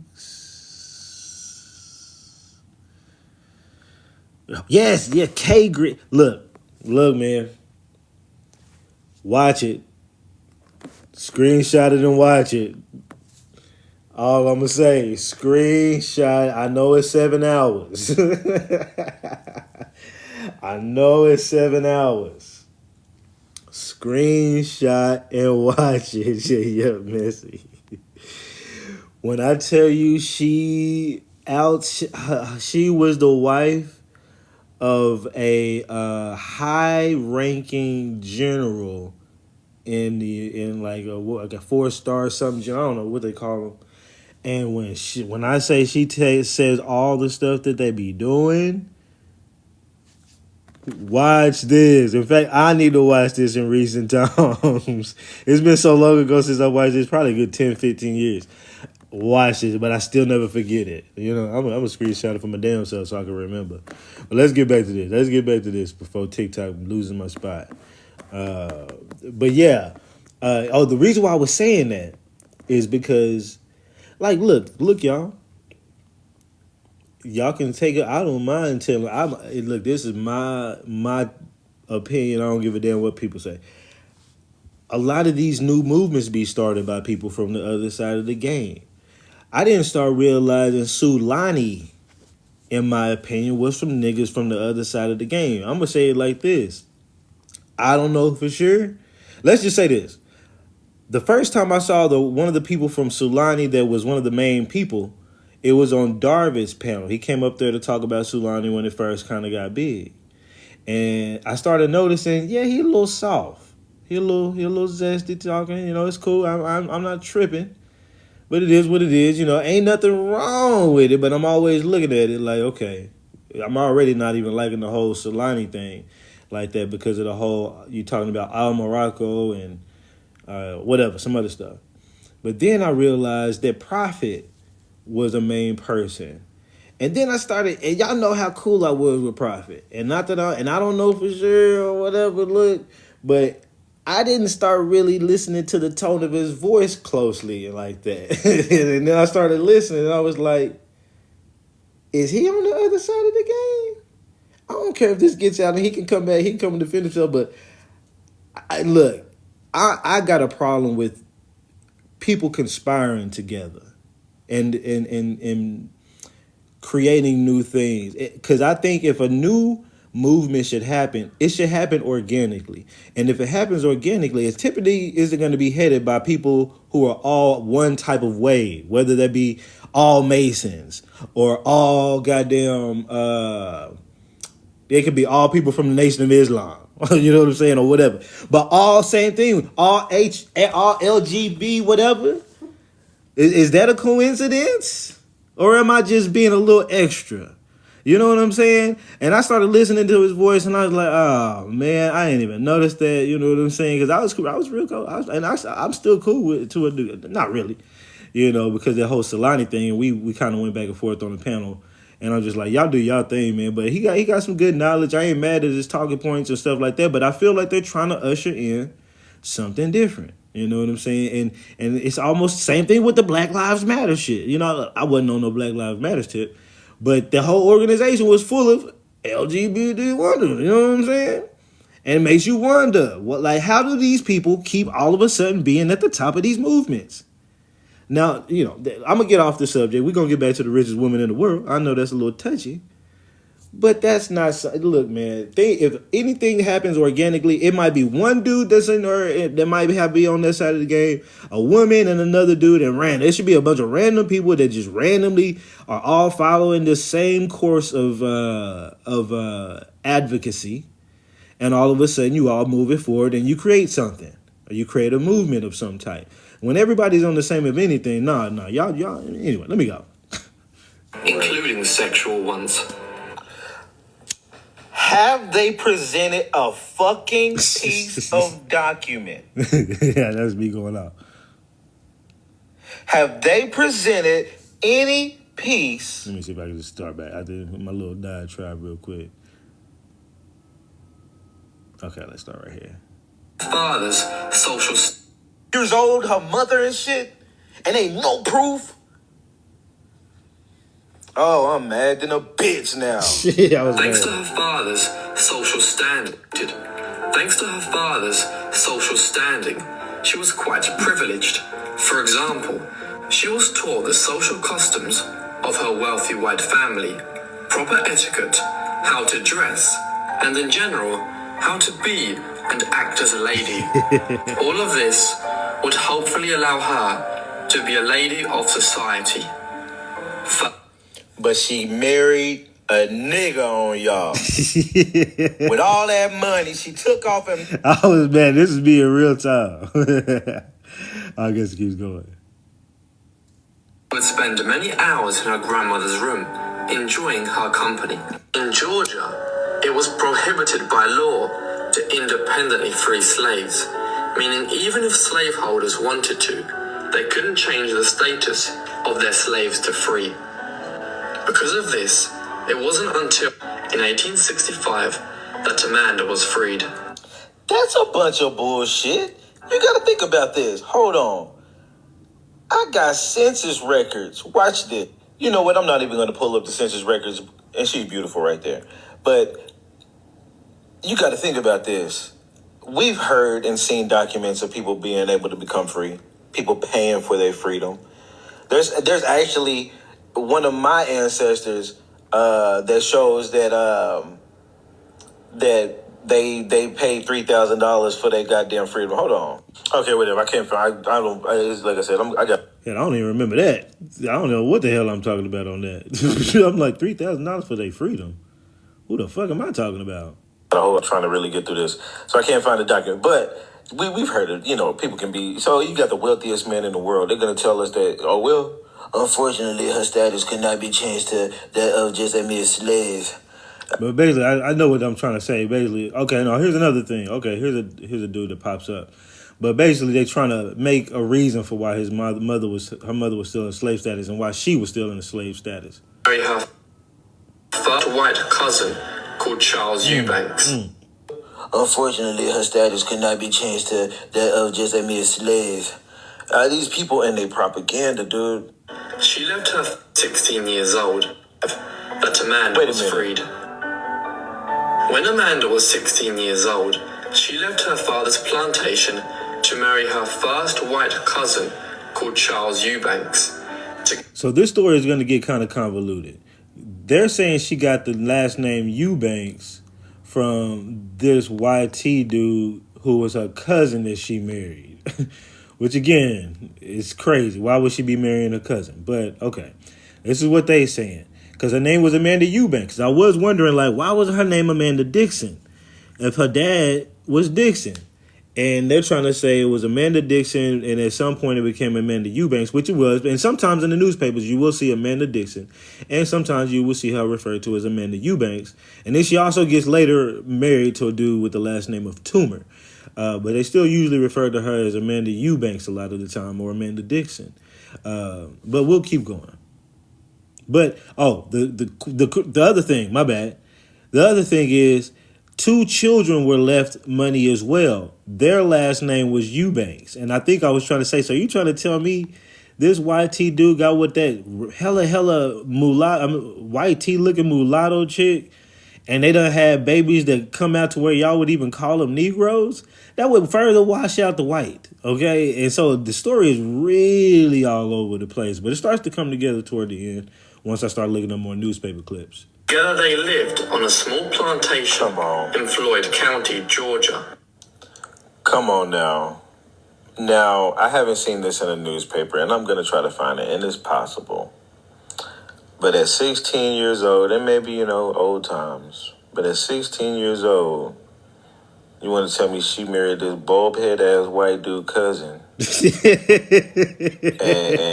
and that's where, I guess that's where she got the last name Eubanks, y'all. And that would make them even more pissed off, but I didn't see that in the newspapers. We did see that she got later married to a Nathan, who's a black Negro, and they was pretty pissed off about it. And they were saying, oh, we need to make friends of that Negro. You people down there in Houston County, let's make some friends of that Negro. We saw that. Let me see. Let's go to the next one.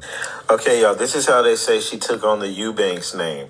Now, it's possible that I'm thinking about that she took on the Eubanks name because, sorry, I got my feet propped up or whatever.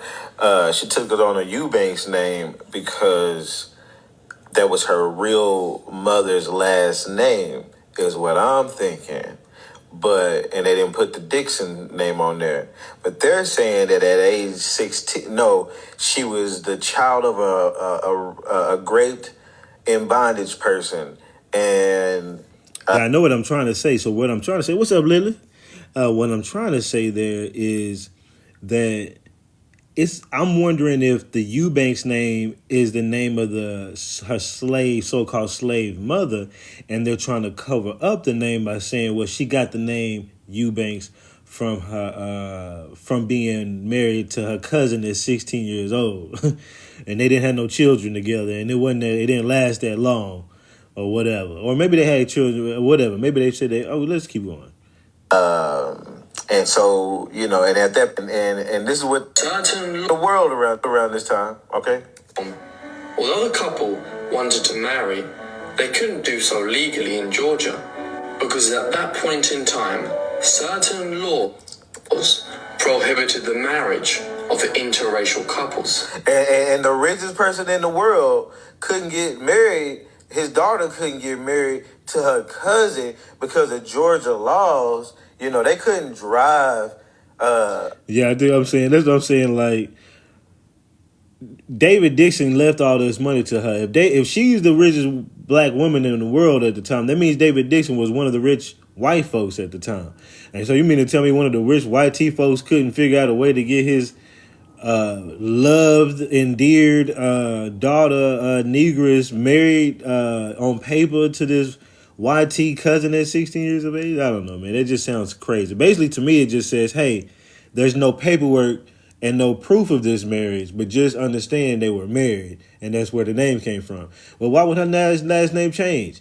I mean, if you couldn't get married, what's the whole thing about a name change? But okay. I shit over being the richest person in the world and get married there. What? Her part of interracial prohibited the marriage of interracial couples.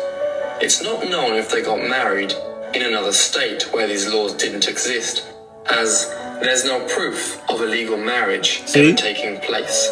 There's no proof, so, Her partner Charles had recently returned from fighting in the Civil War, serving in the Confederate Army. Hold up. So then you say, there's no records of any other state, so don't go looking, because there's no other records, but we gave her, but they took the last name. It was common law. It was, So they should be making it sound good. They do. Not lie. They cannot lie, dude. It is not known that the richest person in the world at the time could have gone to another state because of, Georgia laws and things. And so... Like, people go to other states to get married all the time. Like, they couldn't just drive to the next state where it was legal, if it was illegal to get married. Oh, yeah, don't go to, don't look around. There's no marriage licenses or anything. But the Eubanks name came from this dude right here that we don't have any photos of. Yeah, he looks scraggly. Yeah, he looks scraggly to the motherfucker, and she looked dapper than a bitch.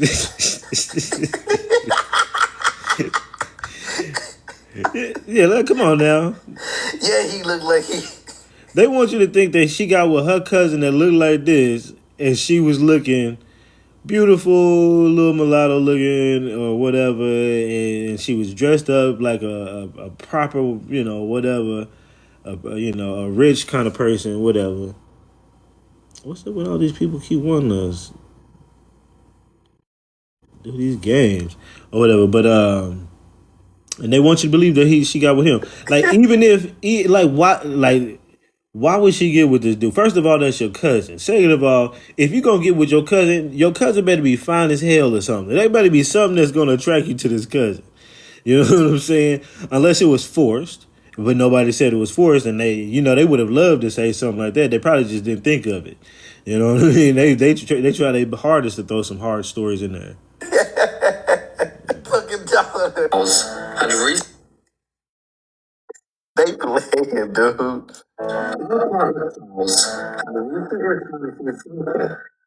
a war.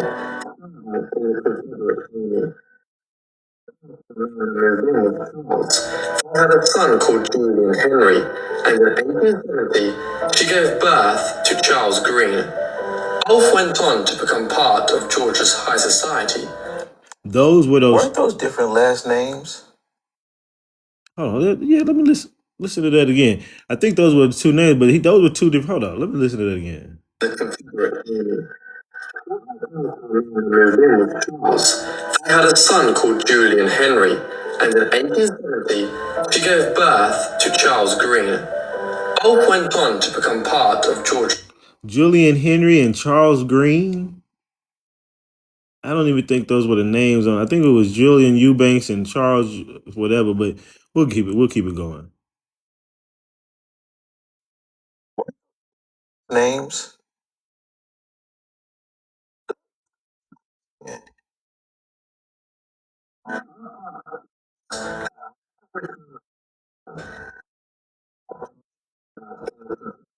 What's up, Nikki? Charles had a son called What's up, Julian Magic? Henry. Julian In Henry. 1870, she gave birth to Charles Green. Charles Green. Both went on to become part of Georgia's high society. When did they take on the father's last name? Let's keep listening. Marrying women from prominent families. Hi, Lito, Nikki. Appreciate you coming in. And what's up, Magic? Relationship, and so just after giving birth to her second son. I'll fill y'all in a little bit here, both of y'all, and those who just came in. With reading newspapers about the richest black woman in the world at the time. She was left money by a YT farmer who left her $400,000, and the public has hated her since. And they say that she's a mulatto Negro slave, offspring of a slave through raping of a 13-year-old and all this other craziness and whatever it is. It's crazy lies.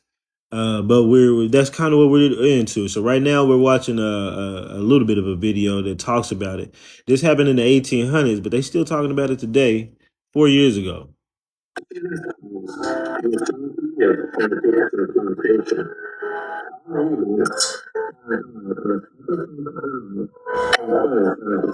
Oh, he's gone, so don't go looking for him. Okay.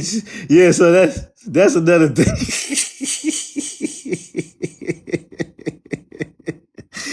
That's another thing. So basically, hold on, let me play this back. I'm gonna let y'all hear what it said. Then I'll tell you.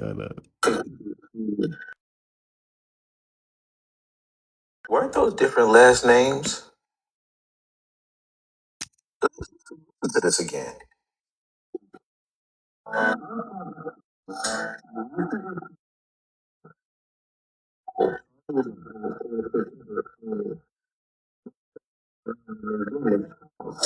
They had a son called Julian Henry. In 1870, he gave birth to Charles Green. Charles Green. Both went on to become part of Georgia's high society.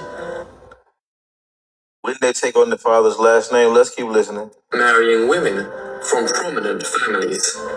Unfortunately, Amanda was constantly unhappy in her relationship, and so in 1870, just after giving birth to her second son, she left Charles and returned to live on the Dixon plantation.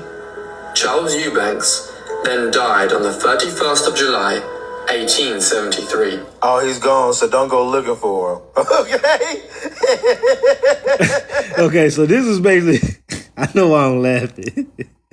So basically, I'm trying to figure out where she got the name Eubanks, because initially it should be Amanda Dixon, because Dixon should be her dad's name, right? So I'm thinking that Eubanks must have been her mother's maiden name, right? and so that must have been the name that she was given. But they're saying the name Eubanks came from the YT cousin that she married at the age of 16. But she says, but the story about that is she's 16. She runs off with this ugly looking cousin who, when I looked up further, I think I may say it later, who I looked up further, he was some immigrant that came over from some kind of goddamn Slovakia or some shit. So long story short, she supposedly marries him for like just a short period, has two quick children, and then leaves him. There's no marriage documents, as they said about it, because there was marriage. Marriage was not legal at the time, so we there's no documents about this. And then he died right after that. So we ain't really got too much left in the story. He's just this kind of random character that popped up, having a couple of kids from a cousin with his cousin, and took off. Now and she got mad at him, left. It's just like, dude, these people be lying, lying, lying. Peace. What's up, Ari? Good to see you this morning. So these people be lying, lying, lying. So let's keep going. This is how they two children that didn't take on his last name. There was never any records of this being in any other state, wealthiest family in the world at the time. Randomly had kids with her cousin real quick. Two boys. Was unhappy, left his ass, and he just died out of nowhere. These are probably the two so-called white boys that are trying to contest the estate and trying to get her money, or they trying to tie some people to her to get that motherfucking money. This is insane, y'all. I hope y'all watch from the beginning, man. Let's see what else they gotta say.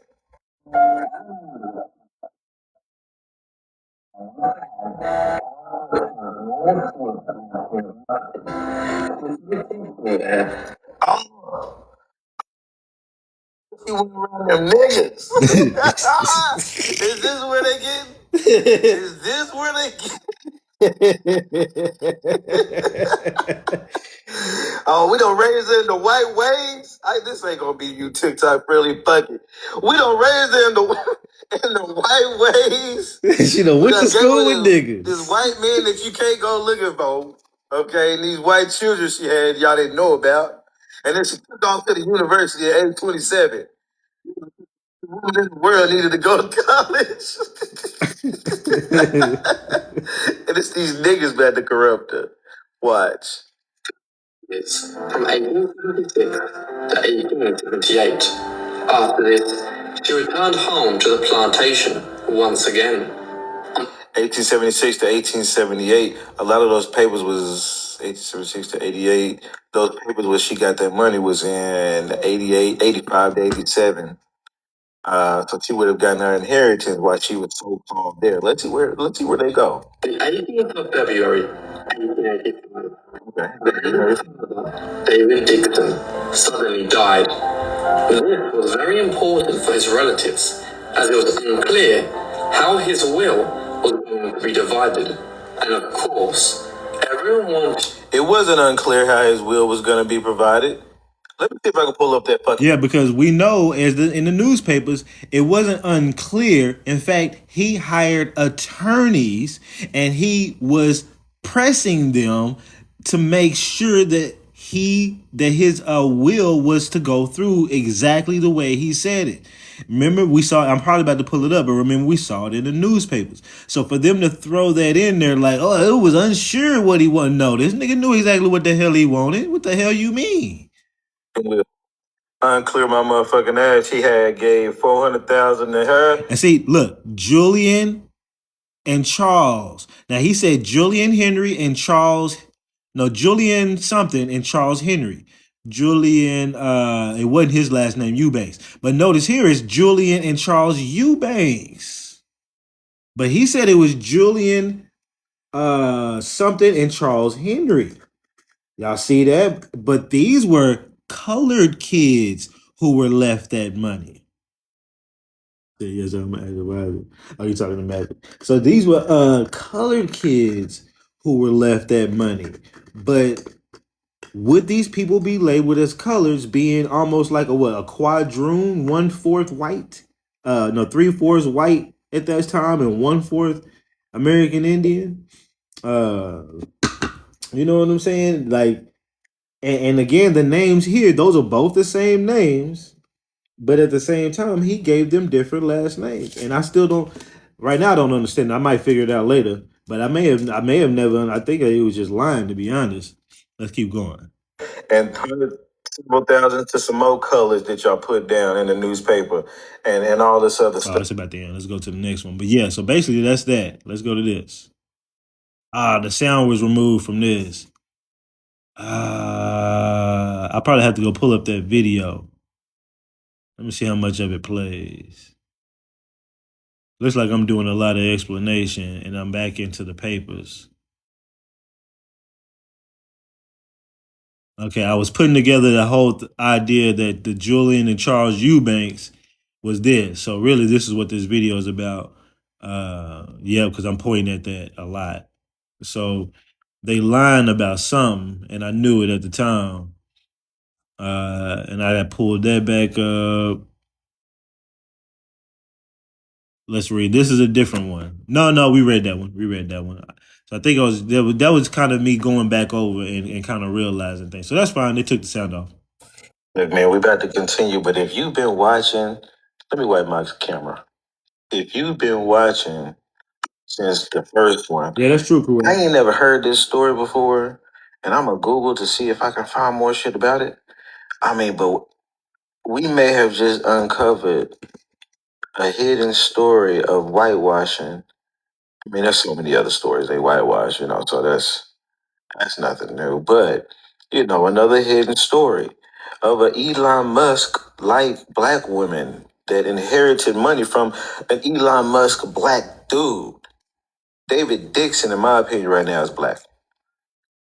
You're gonna have to show up, change differently. Nigga. Them newspaper articles that just kind of mention it through propaganda, it's not gonna be enough for me at this point. I can't remember why I did this, but we'll see.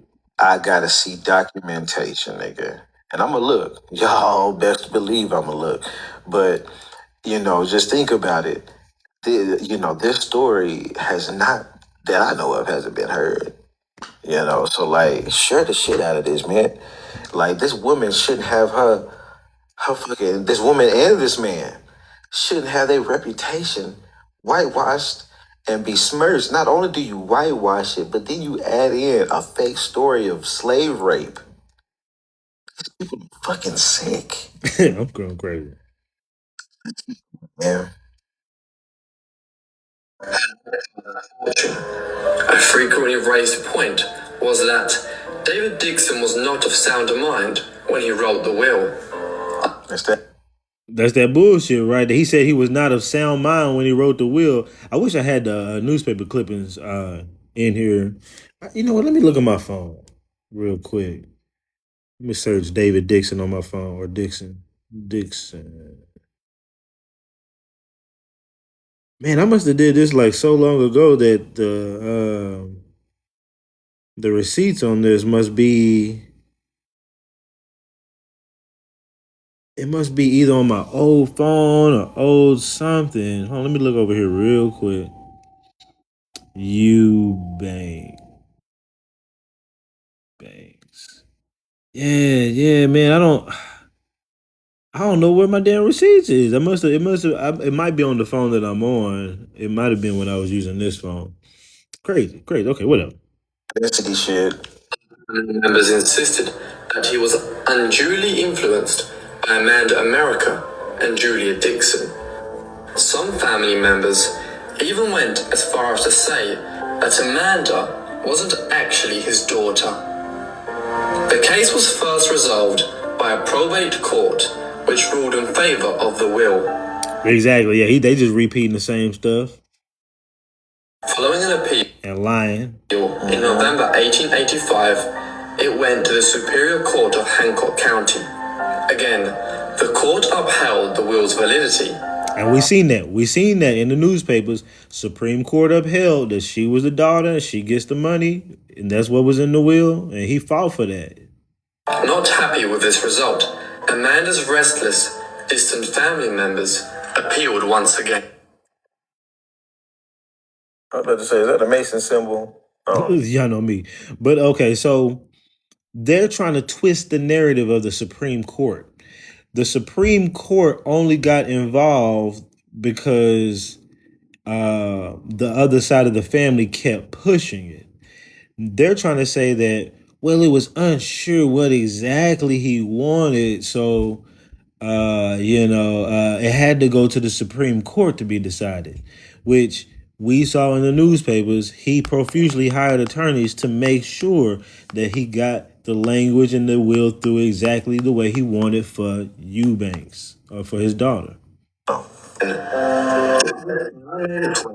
the Supreme Court of Georgia. In the end, it was ruled by Associate Justices Samuel Hall and Mark Blanford that Amanda was entitled to everything Dixon had left her in the will. Yep. The ruling cited the 14th Amendment of the US Constitution, as it states that property rights are equal for everyone, no matter the race. Finally, after more than 2 years since her father's death, Amanda was finally able to dispose of her inheritance. Thanks to this, I think at this time I'm believing that this photo might not really be her. So I start acting mad about her, about this photo. But I can't remember exactly what got me on that. Something. We'll see what got me on that. Possibly.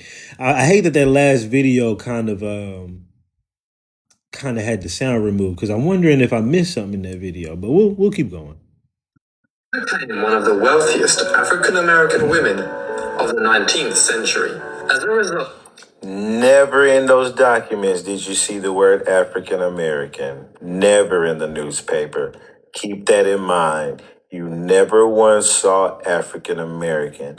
There was a newspaper that listed her as copper colored, black, blah, blah, blah. And they also in the next column And think about that. She don't look copper colored right here, right? Now, this is black and white, in a different light, whatever. It could be possible. Just is way too bright to be a copper colored person. Yeah, they be lying too much. talk about Africans and how we brought some of these black people over from Africa. But they know the difference. Never once was that an African American.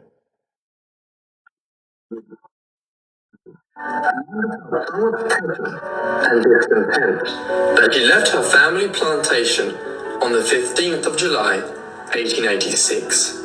She settled in Augusta, Georgia, a city which she was familiar with. A city where she knew all them niggas was at. That's what he meant. And she was familiar with them niggas. Large, 7-bedroom red brick home in one of the best neighborhoods. Or did she just move to Augusta, Georgia because she was black? Right? She was a wealthy black person who just gained all this money from her wealthy black dad as a wealthy planner on the outskirts in the rural area. And so she decided to move to the big city with all her money. Yeah.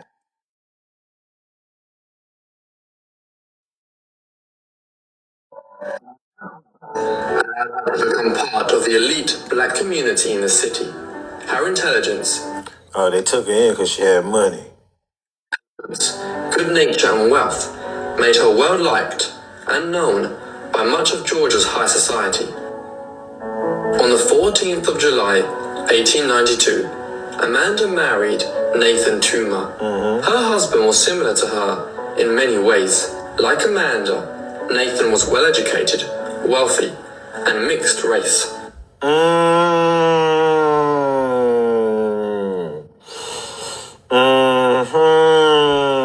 Let me Remember they said, well, let's see what he said. find it. Let me find it. Dang, I'm not gonna find it, y'all. I'm saving up. Remember I had a newspaper clipping that said Nathan Toomer has a lot of YT friends that should go and congratulate. They should go congratulate their buddy for getting married to the richest black woman in the world. Okay. Links to the papers, and then I gotta pull them all back up, and it's so many links that I've saved.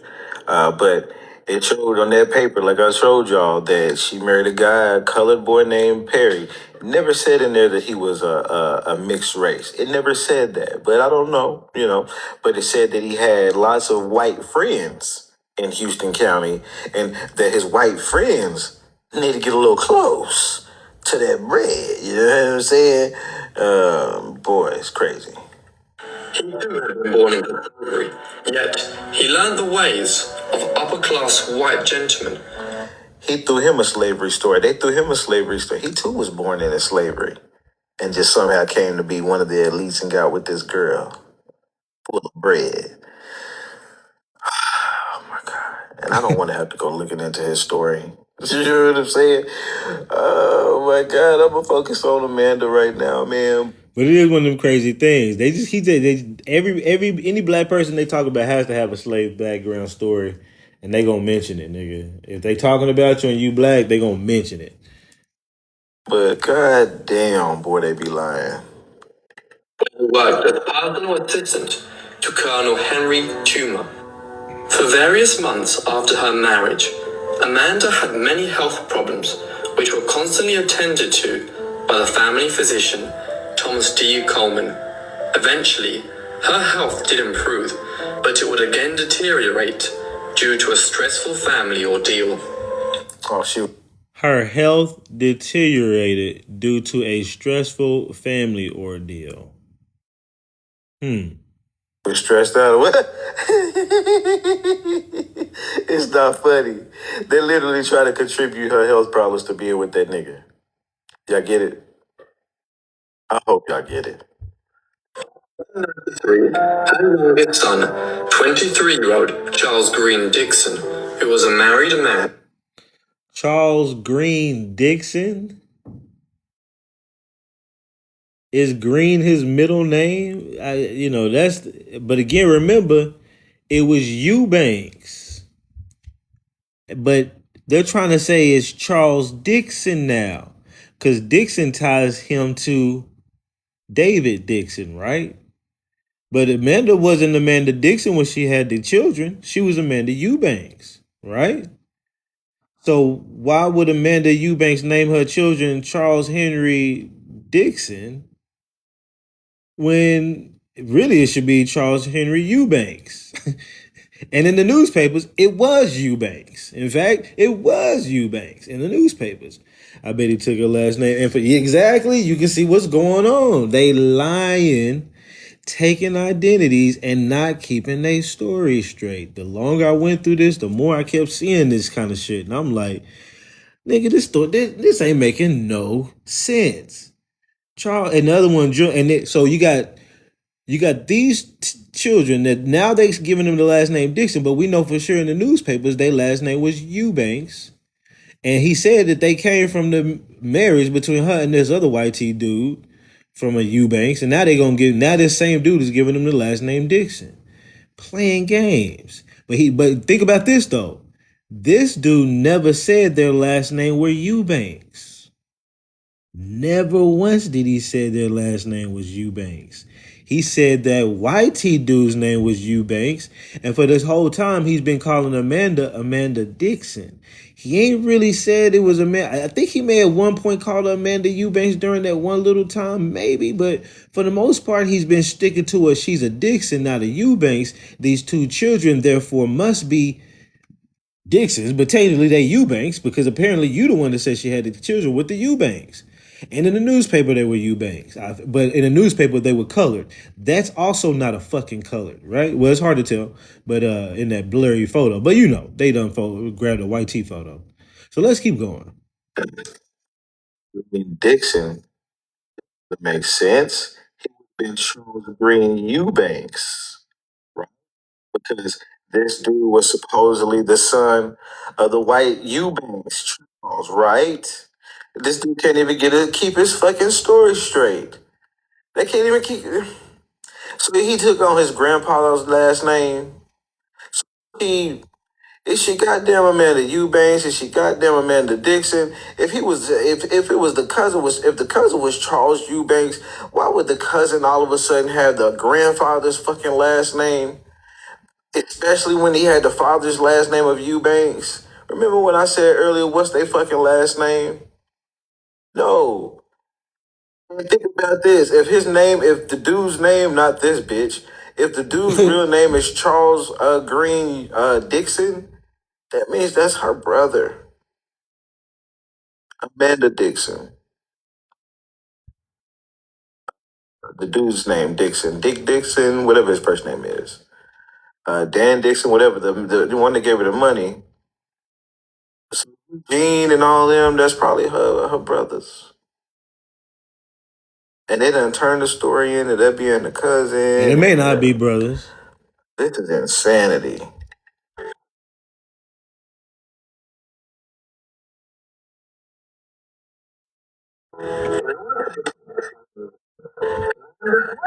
Tumor deal. And they like to put so much pedophilia in here. She was raped at 12, and then her mom was raped at 12, and then Amanda left at 16 and got with this white dude, and then her son got with another woman and was taking her at 14. What is wrong with y'all, man? What the fuck is wrong with these people? I ain't got much time. Oh, this was like me live doing this. Not really live. I wasn't live streaming, but you know. And why do they have to go? I was like, let's you gotta think about it too. You haven't seen But that's when they just kept throwing these kind of stories in. But let's keep them show a picture of her with anybody. And you know the richest woman in the world would have had photos. The richest black woman in the world would have had photos. And I'm gonna have to try to sleuth around and find them. But on top of that, I don't think I ever got around to doing that. I need to do that.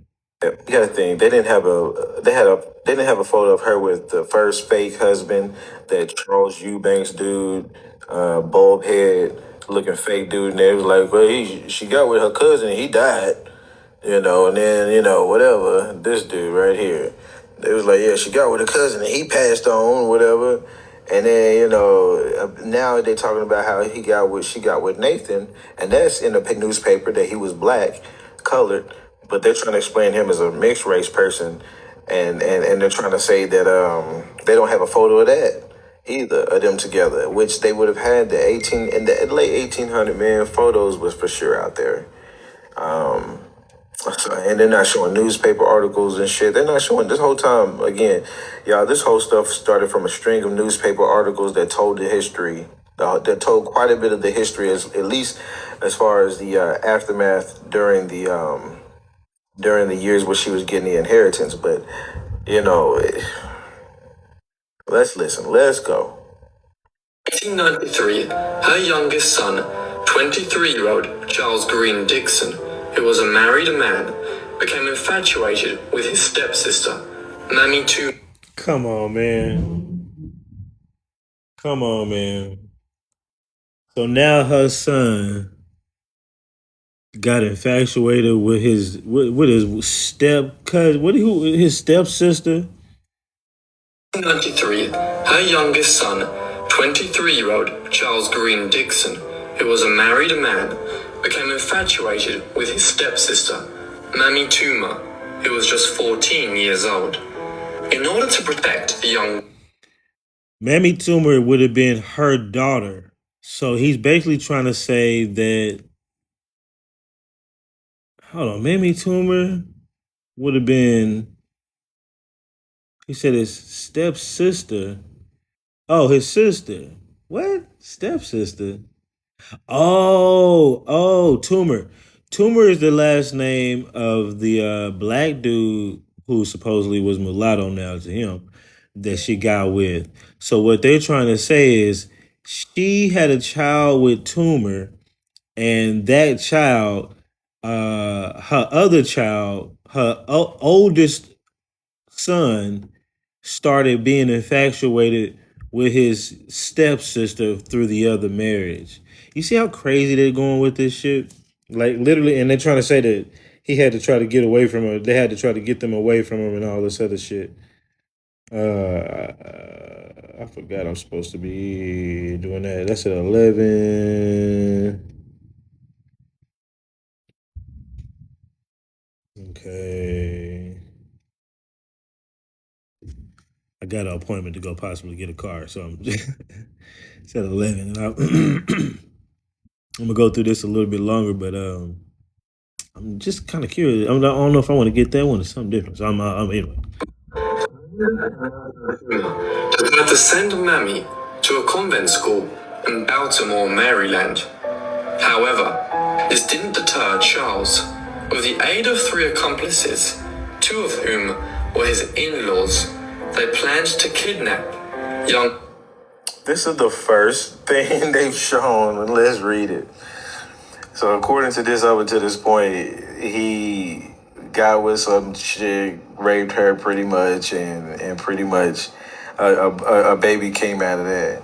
And in order to protect the baby, because he was such a ravenous pedophile. That's really what it is. So basically, her oldest son slept with one of their younger daughters and had a child, and then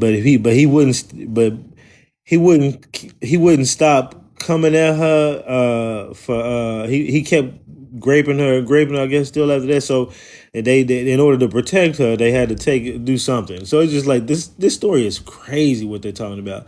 And this is the first time they show some newspaper. Mamie Toomer kidnapping case up for trial. Mamie Toomer is a colored girl, the daughter of Nathan Toomer of Augusta, Georgia. Her father is said to be a wealthy planter. Mamie was brought to Baltimore in March 1893 and placed in St. Francis Academy.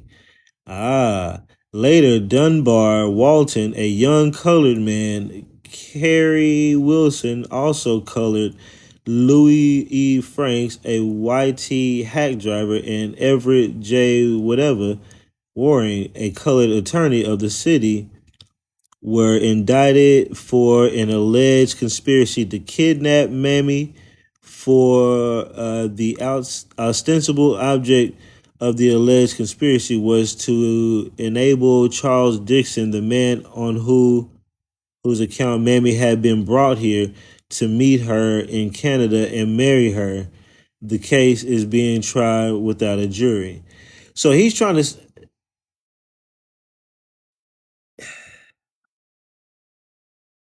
And who was the girl? Mamie Toomer and Nathan Toomer. But that doesn't make sense because it's Nathan Toomer. Okay, no, Nathan Toomer. Who's the person that they said is... It's 4 people. Kerry Walton, Louis Franks, and everyone, a color attorney, were indicted for an alleged conspiracy to kidnap Mamie. The ostensible object was the alleged conspiracy was to enable Charles Dixon, the man of whom Mamie was brought, to meet her in the kid. Like, it ain't really saying what they were saying, to marry her. Okay, they're trying to say Charles Dixon brought Mamie Toomer up north to marry her, which would have been his sister. And these people, somebody's getting put up on kidnapping charges. It made it seem like these people, but I don't think the attorney is getting put up on no kidnapping charges. So it seems like Charles Dixon kidnapped Mamie Toomer, and maybe you tried to. This story is crazy. Look, I can't even remember. Let me keep going. But the story, it ain't matching up with this whole little whatever. But I guess he's trying to say that this was. It don't say that she had a kid by him. It doesn't say that she was whatever. It just said he took her up north to try to marry her in Canada. And it looks like he got caught. It looks like he just kidnapped the girl. What the hell? Just fucking this dude's name up, who's a colored person in the newspaper. And that's another thing too. In the newspapers, he was a colored person. Here, they making it seem like he's just some YT dude. Because he was a ravenous pedophile. They had to take her kid off to boarding school, and I mean, he was so enraged by his pedophile desires. Golly, I'm doing too much of that word. Object of the alleged conspiracy was to enable Charles Dixon Who the fuck is he? Charles Dixon. It's really Charles Eubanks. There was Charles Eubanks, but they gave him Charles Henry. It said it was Charles Henry, and I think it's Charles Henry Dixon. Now they don't said it's Dixon. And then you have the other dude, something Green, Eubanks. But anyways, it's all over the place. No, Dixon. Dixon is not spelled like that. But it is. We know it is now, right? I didn't know it, but somebody just said it earlier. Dixon was spelled Dickson. They're trying to pull another fucking okey doke. But it also makes you wonder: is that a misspelling or is that a different person? Like, is this Charles Dixon? Because really, his name was Charles Eubanks. Charles Eubanks would have been the son of Mary Eubanks, who would have been the half brother of Mammy Toomer. But now they're saying, no, it's Charles Dixon or Charles Henry Dixon, or whatever. So you see how it's like, did you put somebody else here? Is this Charles Dixon somebody else that tried to kidnap her and take her up there? The story's all over the place. David Dixon. And I don't give a fuck if you're trying to say no, nigga. It was a famous case in many newspapers, bitch. And that's another thing. If it was a famous case in many newspapers, they should know what the name was spelled like for this particular Dixon. Name right. The man of who. It's like misspelling Elon Musk's name wrong. Whoever this Charles Dixon is, who's the real pedophile, they're trying to tie him to it. I had to get past it. I keep saying that dang word. Can't trust. Let's keep going here. Mammy Toomer. Fortunately, their plan failed, and as a result, all of those involved, except Charles Dixon, were indicted for conspiring to kidnap the young girl.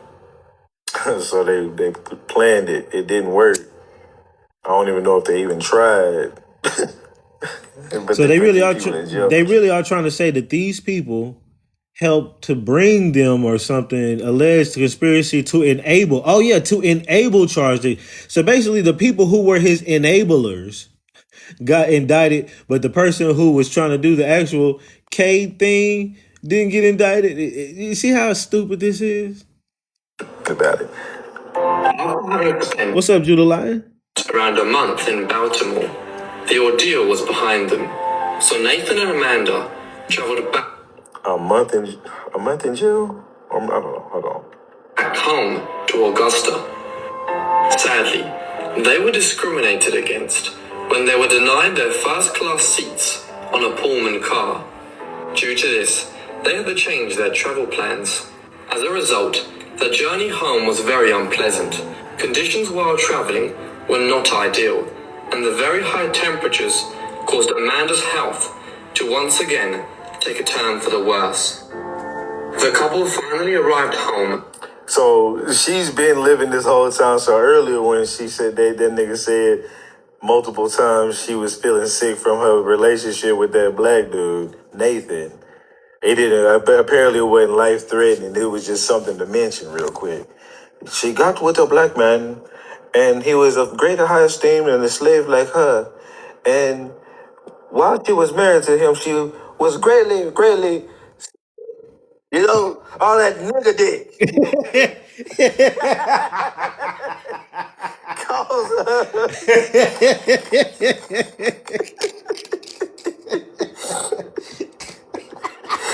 These niggas is crazy. Let's keep going. Oh my God. On the 9th of June, I completely forgot about that. 1893. Upon arrival, Amanda was seen by a doctor and was diagnosed with neurasthenia, or nervous exhaustion. The symptoms include unexplained chronic abnormal fatigue, insomnia, back pain, anxiety, depression, and headaches, among many others. Unfortunately, just 2 days later, Amanda American Dixon Toomer died on the 11th of June, 1893, due to complications of diseases. She was just 43 years old and had only been married to Nathan Toomer for about a year. Amanda's funeral. She got married to that black dude for about a year, and all of a sudden she's gone. Because all that money should be going to that black dude, right? Or who they say is a mixed black-white dude, right? Sick and tired, right? And then they just made up a whole story. Well, after the trip, she got even more sick, and she had nervousness, exhaustion, headaches, and that was just too much. Really? Is who dies of a headache and nervousness and exhaustion? Those are like symptoms of, I need to sit my ass down, but okay. Why does it do that? Out of the Trinity Methodist Church. She was buried in her wedding dress. I see that says Toomer. Toomer could have been Nathan Toomer. It could have been Yeah, it's supposed to be her the black husband's last name. So it could be her. Richmond County, Georgia. Amanda didn't leave a will. Richmond County, Georgia. Methodist Church. The richest woman in the world who was left $400,000 through a will didn't leave a will? Huh.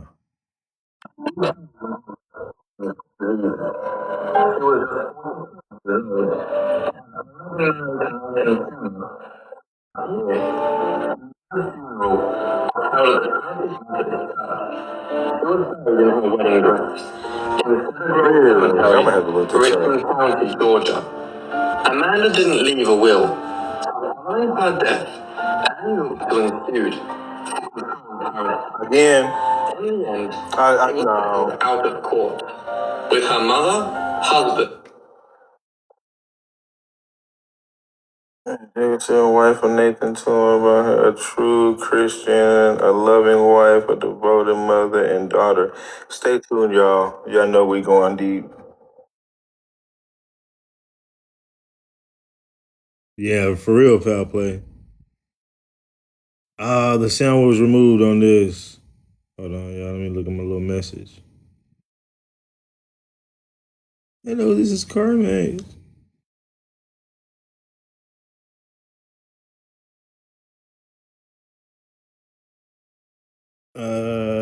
Text. Yes. And then they want to call. I'm like, no, you can text. They said, a call or a text? You can text. I'm not even sure if I want to go get the damn car. Okay. So let's see if I pull up some important shit. I hate they took the sound off on this. So I'm looking into family members. I found a tree. What was on that tree? Hold on, let me go back. Amanda, Dave Dixon, right? Oh shit. Dixon, David Dixon, Julia Francis Lewis Dixon. I don't know if that's supposed to be the slave or some white fight afterwards that they trying to claim or what. Amanda Eubanks and Charles Eubanks, right? And then you got Julian Henry Dixon. See that they kept the Dixon, but she was Amanda Eubanks. So somebody did this. And this says the African American Dixon genealogy. Somebody did this because again, these middle names are weird as their last names as middle names, right? But still, it's also weird that Dixon is not Eubanks. That's probably why I'm pointing at that. Why isn't this Eubanks if that's the union between that and the person? And why isn't this Eubanks? Why would they take on his name? And why would she take on his name? Well, that's her dad.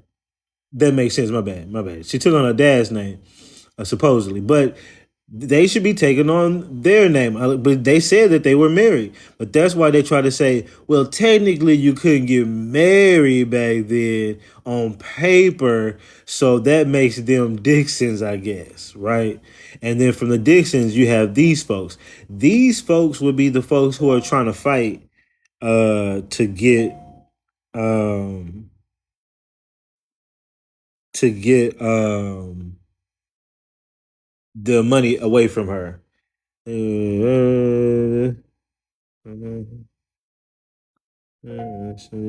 upload them, important review, approve the documents, prior to approval to ensure you complete this transaction today. So upload them. Let me know if you get this approved. All right, give me just a second, y'all. Let me just see what they asking for. The insurance.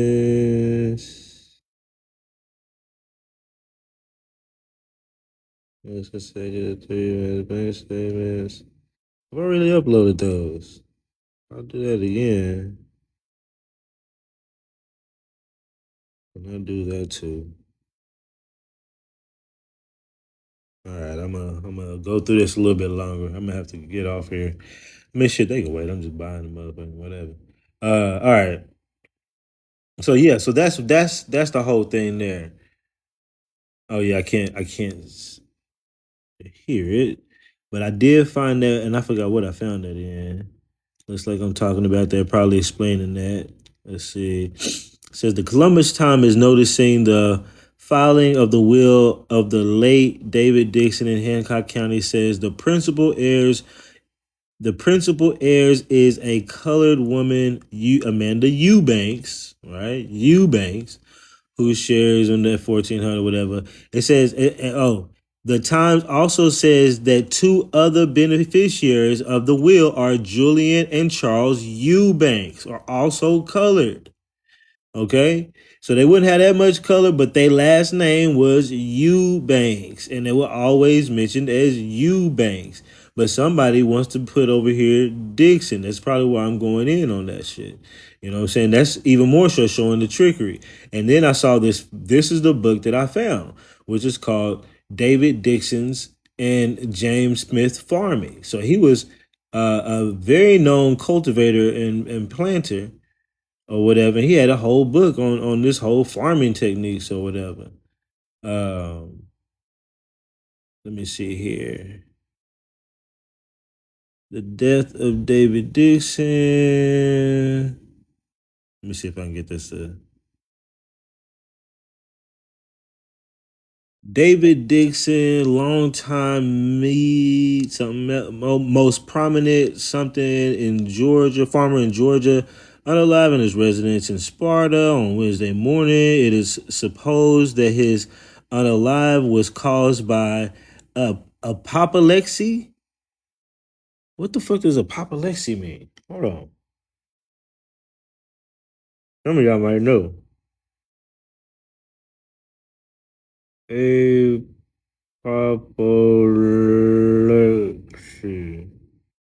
meaning unconscious or incapacity resulting from a cerebral hemorrhage or stroke. Okay. Uh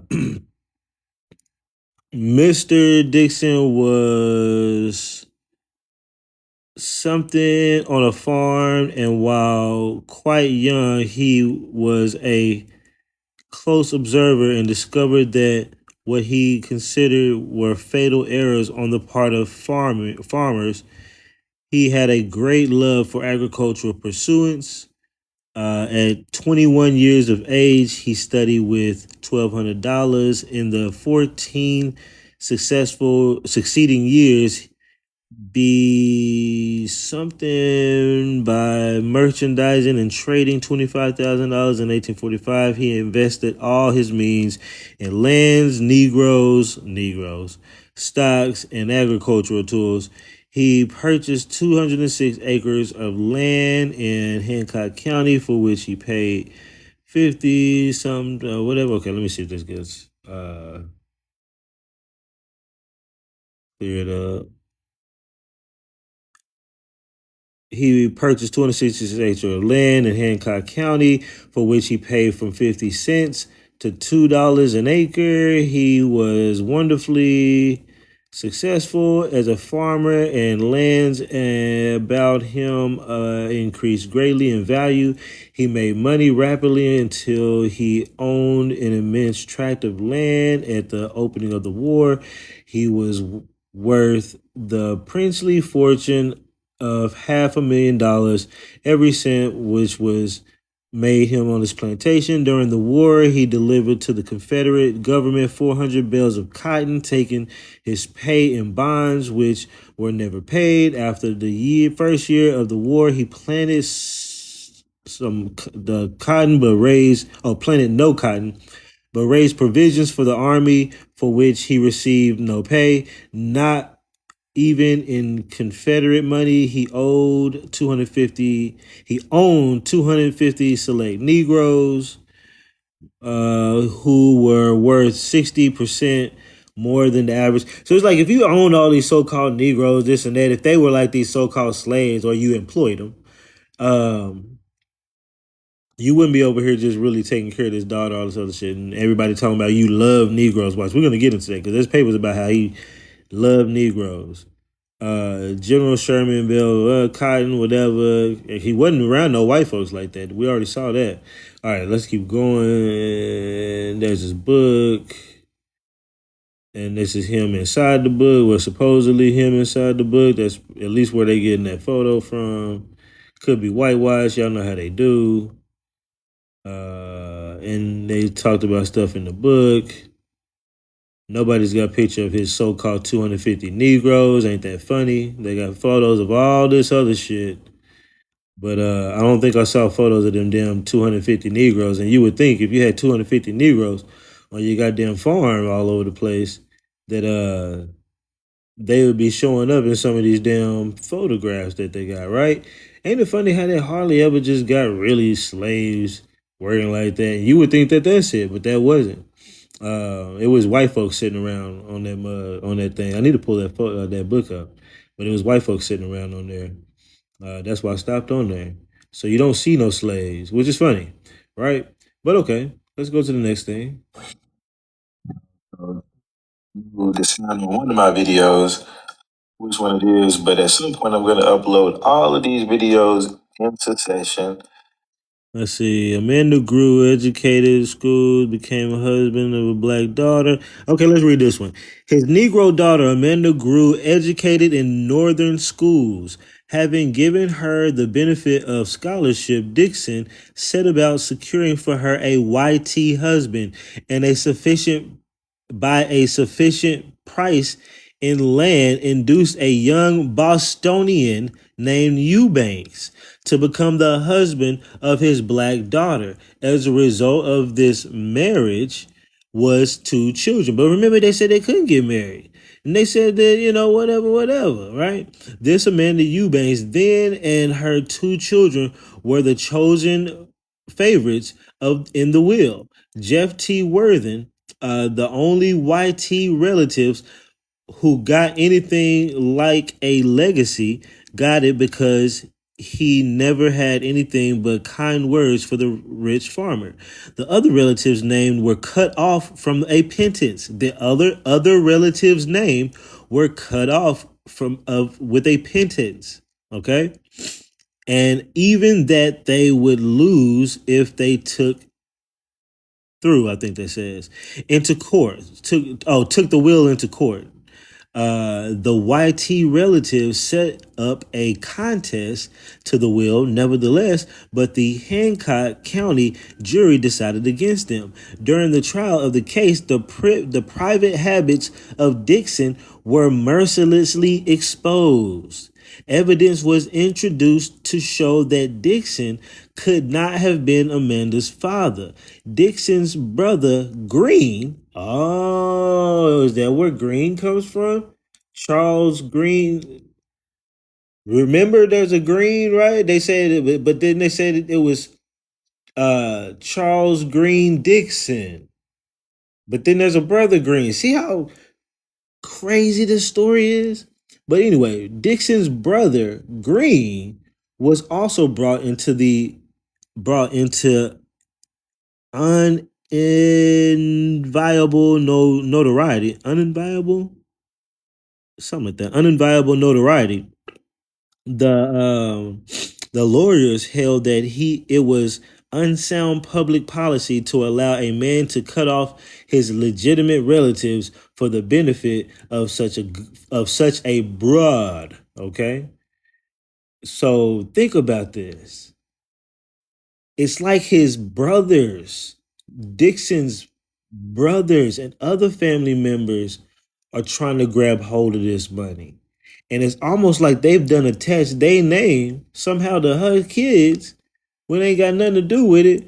And they talking about her dad done went and got some young Bostonian named, but remember they said old boy said that she married her cousin, Charles Eubanks. This doesn't say that it was her cousin. It says Dixon set off to find a young Bostonian. So what's going on here? You know what I'm saying? The more that I'm going into this story, the more I'm like fleshing this out. Like, nigga, what am I getting myself into? Right?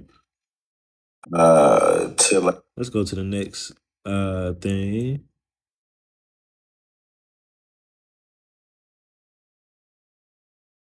Brother. Yeah, let's keep going. That's still the end of it. Pull up the book. Mr. Dixon. Mr. Dixon, dear sir, I have 55 acres planted in your cotton. I am satisfied that your cotton in the aggregate will excel the common cotton fully 50%. I have about 575 acres planted in cotton and consider that I have lost 5,000 by not having it all planted with the Dixon seed. So Dixon created these seeds or whatever. He's somebody that was pretty prominent. Right. Let's go to. I mean, he was. I'm on you on my brain, Mr. Dixon. In the world. What does that Mr. Gift lead? A lot of people were thanking him. Mr. Gift leads it. Benefit of your readers. You may publish it, but under any circumstances, I choose now to leave the question amounts of bones who are interested. Whatever. Okay. Okay. Guys, for those who have been watching me on the Okay, this is another one. Story just really kept going. Let me go to some newspapers. A gentleman has often visited Mr. Dixon. Okay, look at this. I think this is pretty important. Hold on. What did I find there? What did I find? I might have to watch this. Yeah. What is that? Dressed up nice, married, but a gentleman who has often visited Mr. David Dixon says he's seen Amanda Eubanks, the Negro woman, to whom he left $400,000 of his will. Our informant says she is an ordinarily looking copper-colored woman about 45 years of age. 45, but didn't they say she died around 41, 42? Well, okay. Mr. Dixon was married. Okay. No. They're talking about he's seen, okay, no, I'm tripping. Switched it up. They're talking about Mr. Dixon, okay, not Amanda Eubanks. Okay, I'm tripping. Mr. Dixon's wife was a 45-year-old copper-colored aged woman. Y'all see that? Let's read it again. Let me make sure I'm reading that right. Mr. Dixon says he seen Amanda Eubanks, the Negro woman to whom he left $400,000 as will. Our informant says she is an ordinarily looking copper-colored woman of age about 45 years of age. No, they talking about that. Okay, hold on. Mr. Dixon was married, but his wife only lived a few months. So no, so they're not talking about but he was married to the wife, to the person he had the so-called child with. Hold on. His wife only lived a few. His heirs will try and break the will, months. And it is highly probable that her lawyers will reap the spoils. Get my finger out the way. God damn it. Okay, we're going to have to let me hear what I said. Oh, yeah, we're going to have to see what I saw here because now I'm curious. For the purpose of dignation, I will to, and this is early 18. or late. No, this is 1870. That he's talking about hiring them. You know what I mean? I guess that's still after slavery, 1865, if you want to count it. But Oh, he's talking about hiring, I think, the Negroes. When the Negro walked up, found cattle in a cornfield, waving, the Negro went to sleep. The cattle broke out of the pasture, thousands of bushels with worth $2,000. the book came out in 18. Well, I guess it's 1870. Whatever. And right here it talks about how the Negroes had held for him was marvelous. They considered it an honor to work for him and live in his place. Mr. Smith had a most wonderful memory. When he owned 400 mules, he knew each one by name, and when there were about 1,000 Negroes on his place, he could call each one of them by name that was over 8 years old and tell you who his parents were. The admiration the Negroes had for him was marvelous. They confirmed that it was an honor to work for him and to live on his place. It is those who hike to work. He made it too hot for those afraid to work, and the tales that told the severity of the labor told by this class. So you want to call that a slave? These people seem like they okay with working, because people think we're trying to conflate the idea that just because you stayed on the actual plantation that you was a slave. But like I tell people, in a time when you don't have cars like that, and you live maybe somewhere else, it would probably be best for you to just live where you work. Just like we do today. Most people today still live right next to where you work. Okay? Living where you work would have been living on the plantation or by the plantation. And when you talk about over 1,000 acres or 11,000, however many acres they be having, you're talking about multiple city blocks. So it ain't just like a bunch of people just huddled up together in a little piece of nothing. It's multiple city blocks that these Negroes are living amongst this plantation that they work in they certain areas. And you're gonna be working there, you're gonna be there to plant, you're gonna be there to harvest. Of course they're gonna say that though, right? but they want to say these people were slaves. But let's keep going. This was those who hiked to work. He made it too hot for those to be afraid of work. Like, these people like working for him. These were workers. He owned about 400 mules, 1,000 Negroes, and when there were about 1,000 Negroes, so it doesn't say he owned them. And when there were about 1,000 Negroes to his place, each one of them over 8 years old was over 8 years old until his parents were. They got found this, but they talking about some propaganda though.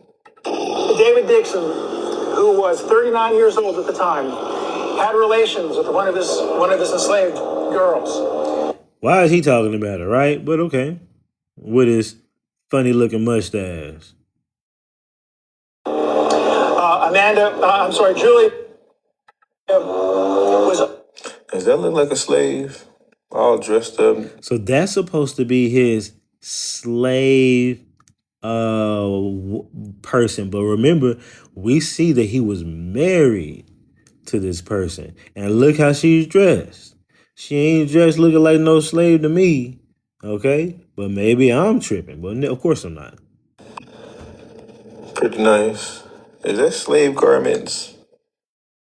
Hair pull back, earrings. At the time, David was 39. So how much can... Wait a minute, she's grown up right now. And she said that they said that she was 13 at the time. But right here, she looks like a grown up. In the newspapers, the informant said that David Dixon was married. Okay. In this so-called photo of her. Mr. Dixon was married, but his wife only lived a few months.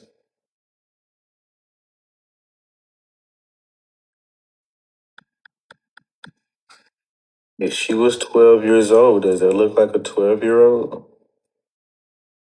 You see how the lies are continuing? This is probably the mom. Her last name could be Eubanks. She's an adult. She's not a slave. She's his wife. lover, wife, because Amanda becomes Amanda Dixon. Then Amanda Dixon has children. It was involved. How much emotion was involved, we really don't know. But because of that nighttime visit, a child was born. And David We got to hear that fool. He said how much consent was involved, how much emotion was involved. We don't know. But because of that consent was involved, how much emotion was involved, we really don't know. But because of that nighttime visit, a child was born. And David named her Amanda. Listen to that again. So, one of his enslaved girls. Julia was only 13 at the time. Was 13 years old and only lived a few months. And the other guy tried to say that she lived and stayed around long enough for her to breastfeed and all this other stuff, whatever. 9. So how much consent was involved, how much emotion was involved, we really don't know. But because of that nighttime visit, a child was born, and David named her Amanda. David loved the child, brought the child into his household, and the child was raised by David's mother on the plantation. The mother only was alive for a few months. And there was another paper that said that too. And of course, most of them didn't say her name, probably because she wasn't around that long. The biological mother, Julia, was also brought into the household, and she was the housekeeper and the main cook for the family. So David continued to have daily contact with Julia. And as the years grew, there was even some visitors had noted signs of affection between David and Julia. But it must have been graping, right? Because of the laws of the time, there was no way they could ever be married. And even it was against the law to even Where did you get this information? Well, I mean, so now we have them actually kind of admitting there was some kind of what do you call it? Some displays of affection amongst each other. But you couldn't be married though. Technically on paper, those well, she's still a slave. It must have been grave because somebody would just say the other dude said it was just straight graping of a slave and then once he was done with her milk, basically threw her to the side, let her come into the house for a little bit, and then she ended up unaliving. And they said that he had access to it and kept graping it. That's what he said. She also had to fulfill all of his desires, or however he put it. Oh, okay. So that's what we're doing, you know what I'm saying? But this dude is saying that there were displays of affection, but you couldn't be married and whatever. But we have newspapers that say they was married. slaves. Where did he get that information? What newspaper articles when there's numerous video talking about this being no. And unfortunately, this is a black person who made this video just so think about this. Repeating the propaganda. This black woman who everybody said was copper-colored Negro is supposed to come out to make that very, very, very, very, very light girl. Now, don't get me wrong, that does happen. It has happened. I know somebody that's very, very bright, just like that, hair damn near straight. She could pass for white if her phenotype didn't show black, like her features. So I don't want to say that it's impossible, but the other girl, her phenotype somewhat said showed black features, but either way. And rose-colored plush fabric. The funeral was held at Trinity. Mrs. Lewis Dixon and Amanda's second husband, Nathan Toomer, both petitioned in court to be designated the temporary administrator of her estate. Ultimately, Julia Dixon... Yeah, so she got a whole thing about her. Wow. I'm gonna read that, propaganda, whatever. But she has a whole place, man. Nathan Toomer and Amanda's younger son, Charles Dixon, settled the dispute over Amanda's estate amicably out of court. Nathan Toomer later remarried and became the father of the prominent Harlem Renaissance author Jean Toomer. Hold on. Hold on. Nathan Toomer and Amanda's younger son, Charles Dixon, settled the dispute over Amanda's estate amicably out of court. Nathan Toomer and Dixon, her younger son, had a dispute over the land, I guess, or money. Her son would have been Eubanks. And I guess what they're trying to say is since he came from that YT dude, his Toomer would be his stepdad, and him and his stepdad were battling over this thing. Okay, Nathan Toomer later remarried and became the father of the prominent Harlem Renaissance author Jean Toomer. Amanda American Dixon's life reflected the power of family and class. The richest colored woman in the United States. More lies. Amanda Dixon was born in 1849 on the Dixon Plantation. Think about how many videos are out here about this, y'all, and how many things were in the newspaper. And she's mixed. Her dad was YT. Yeah, and she and I can see it. I'm believing these are her photos at this time.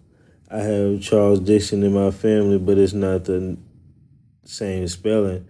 You might look into that. CR.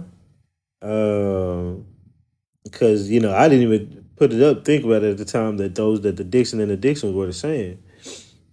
Well, my great-great-grandmother's name is Julia Dixon. Really? Man, these could be y'all folks. Her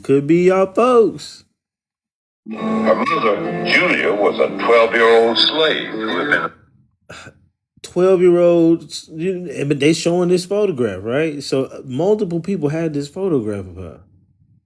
raised by her master, David Dixon. Dixon was by far the wealthiest man in Hancock County, an innovative farm.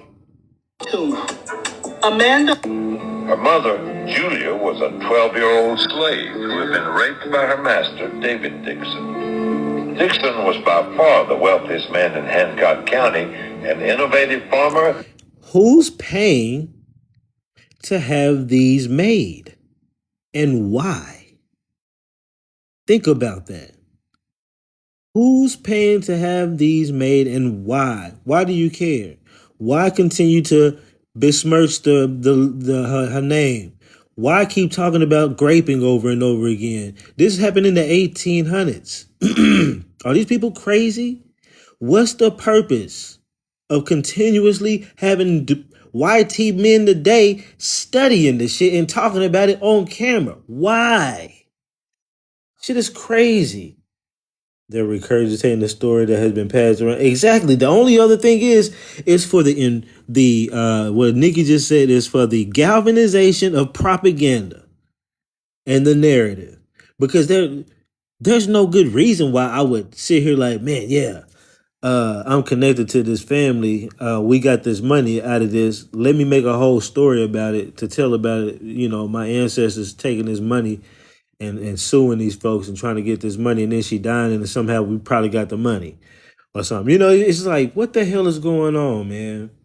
With extensive plantations. He made the presence of Amanda, Julia, and David can still be felt in Julia's Sparta home, now a museum, and on the Dixon plantation. It's a very eerie thing to walk through that pecan grove that's there and think about her and think about Julia being there, to wonder where the rape took place. Ma'am, why would you be wondering that? Why out of everything she did with her life and got her 400K and all this other stuff, it's so crazy to go outside and walk amongst the trees and wonder where the grape happened. What an unusual thing it must have been that day. These people are nuts. These people are insane. He made the presence of Amanda, Julia, and David can still be felt in Julia's Sparta home, now a museum, and on the Dixon plantation.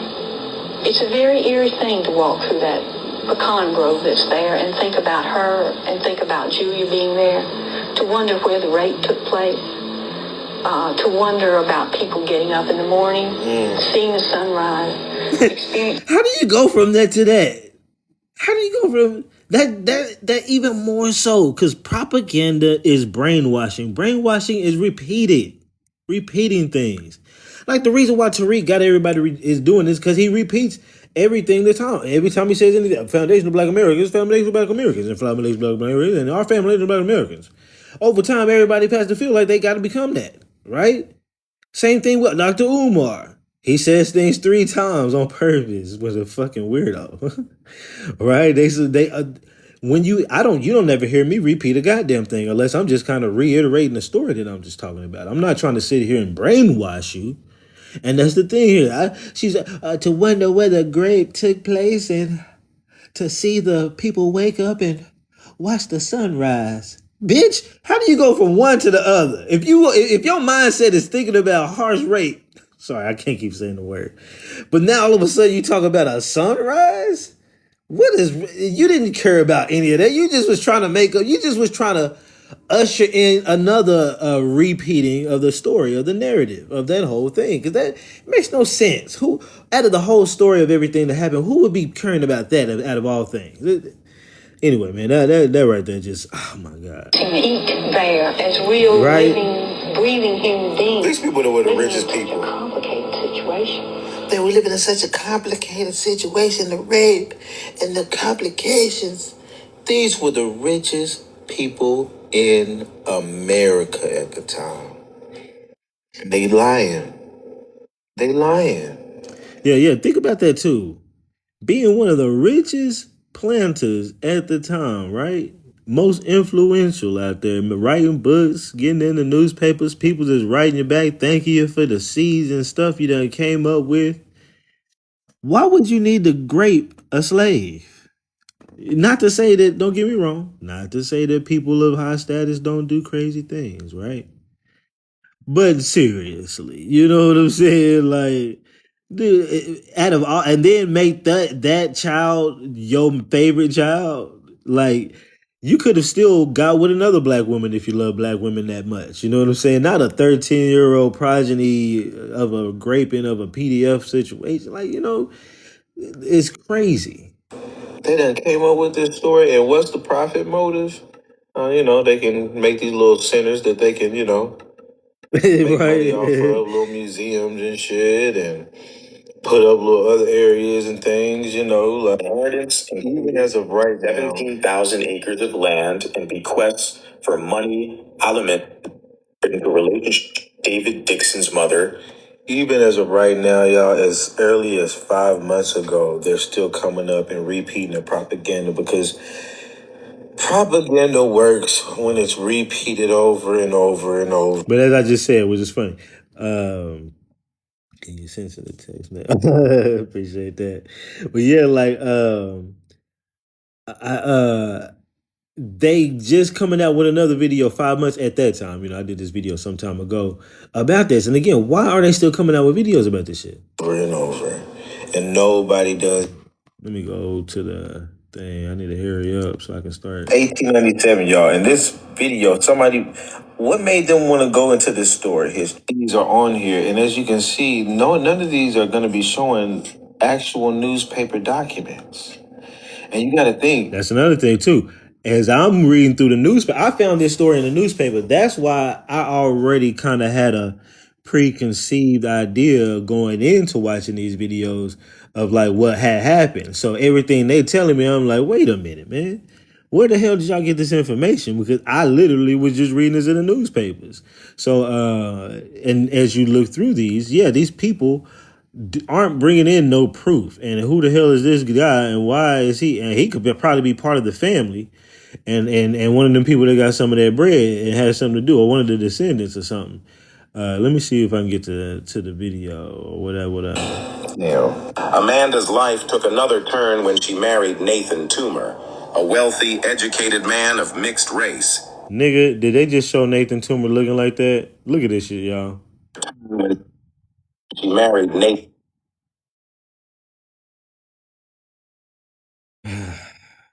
And the reason why I show this, yes, at one point they mentioned he was mixed, right? But in the newspapers, they all called him a Negro. These people don't look like people you would just look at and be like, oh, that's a Negro, right? That's why I'm saying, like, this whole shit, dude, this whole story is just convoluted. Lies, fuckery, craziness. Could he be a Negro? It's possible. It's possible. Don't get me wrong. But these people are crazy. A wealthy, educated man of mixed race in 1892. This marriage, unlike her first, was within the racial boundaries deemed acceptable by society, yet it still challenged. Yeah, this is 5 months ago, like an updated shit. This is crazy. The norms due to their shared wealth and education. And why are they playing all this shit in the background for B-roll, nigga? This shit happened in 1897. This shit you got playing right here, nigga. It's got cars. These niggas is stupid, nigga. These niggas is straight idiots. Had been born into this family and wheeled. You said that's a food off of Rudolph Valentino. How you know who it is? Oh my God. No way, dude. No goddamn way. This is how propaganda works, y'all. I hope for the people who watch this, I really, hope y'all understand. This is how propaganda works. I pulled up all those documents, all those newspaper clippings, and there's not one piece of newspaper clipping in here. But these people tell an hour-long story or a 27-minute story. They done made this elaborate video. It's done got how many views? How many people have they influenced off of this shit? Not many, 743 views. Y'all suck. But this is how propaganda works. I mean, and this is a multi-part video. Somebody went that far in on propaganda. I'm glad I went far in on the truth. I'm glad I went way far in on the truth. I mean, they got actors replaying and shit, dude. That's crazy. The story, a slave who inherited a fortune and was doomed to her. How it doomed her. How did it doom her? What do you mean it doomed her? Oh my God, I'm just reading. Y'all, man. I need to be heading out here in a minute, but oh my God.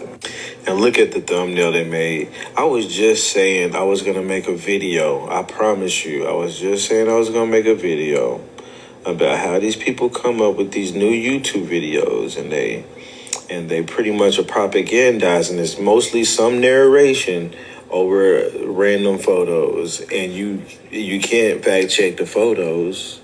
It's not that you can't.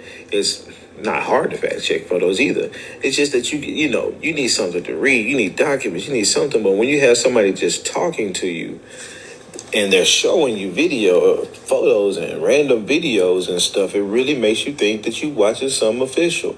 So you just take in all of their propaganda on top of the little music and shit they put on top of it and everything, man. So, oh my God, dude. I mean, and you got to think about the amount of time spent doing that. What's funny about this is this is a situation I watched before where it was... Okay, let's go to the next one. You know what, guys? I think I have an idea on what happened, and I think it's not really a good story about Amanda. Julian and Charles Dixon, or Julian and Charles Eubanks, Amanda Eubanks, they were the children of Amanda Eubanks. I started thinking again about this right here. And I started to say, Who's Edward Eubanks? Amanda Eubanks, Julian Charles. He was left some money.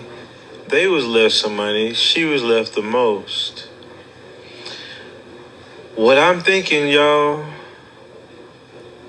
that's the first person she had children with. If these are her children, that's where she took on the name Eubanks, and all of them were colored. Oh yeah. I'm thinking that's what I was thinking about. They want, even though it doesn't say colored there, but I don't know. We're gonna see though. We'll see what I'm gonna get at. We're gonna see what I get at. But it was funny to see the Eubank there, Eubanks, and they all got left money. These being listed though as colored. to race Edward Eubanks out. But they called the other dude Charles Eubanks. I think is the name of the YT Bostonian that supposedly got with her and had those kids. Okay. But what if Edward Eubanks was a black slave? Not slave, I'm sorry, my bad. So-called worker. Another black person she got with, had a couple of kids, and maybe they offed him or something or whatever. Because they remember, they can't prove the other marriage between the Charles Eubanks because there was no paperwork and he all of a sudden unalive. Don't go looking for him. It is what it is, right? And they just had these kids. So they wanted to tie a YT person to these colored kids, in my opinion. But these kids could have been, between these two. We'll see where it goes. And not sure if anything happened with the children. Excuse me, but then you have Amanda Eubanks. In this film we watched earlier, it goes into this random explanation of complications of health that she had. A lot of it was just a bunch of random bullshit. I'm gonna let you hear it. But I'm gonna tell you what I think happened.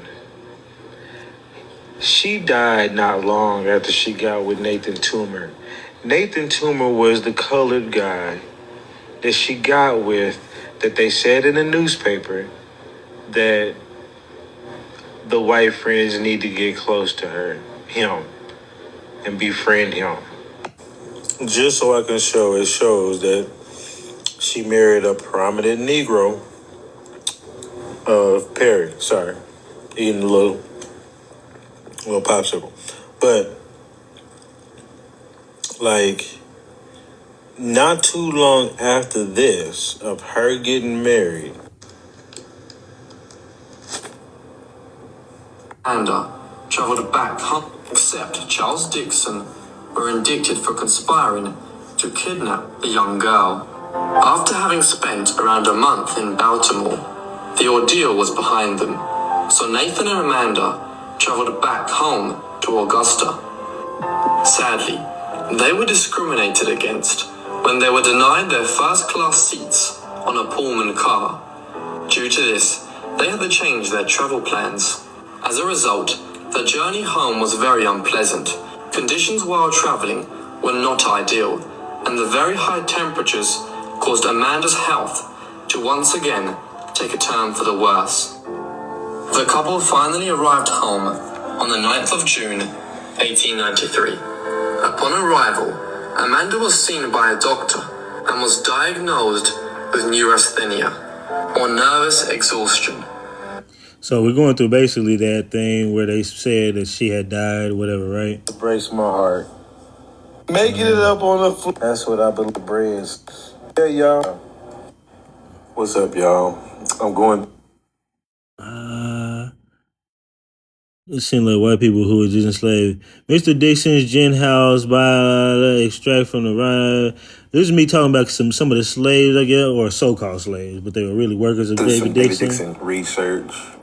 And, it's man, there's so many results. And the other, I give, they're opposed to it. That's all things about that. What's up, people? So this is another thing that I wanted to point out. We went to that. All right, so I'm reading old papers. I'm going to just All right, y'all. This Nah, man, didn't I? see. This is enough.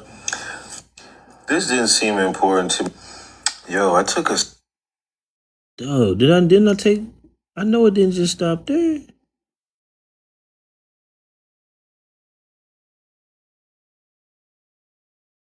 Did I not pick back up on that shit?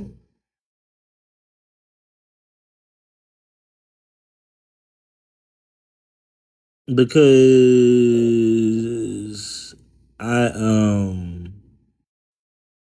I could have sworn I made more correlations toward the end about her possibly being, and maybe I skipped over a little bit of it, but her possibly being unalive for the money through these people, and I needed to look further into it. So see, man, look, I'm gonna have to get off here anyway. It's good. I've kind of ran out of shit right there.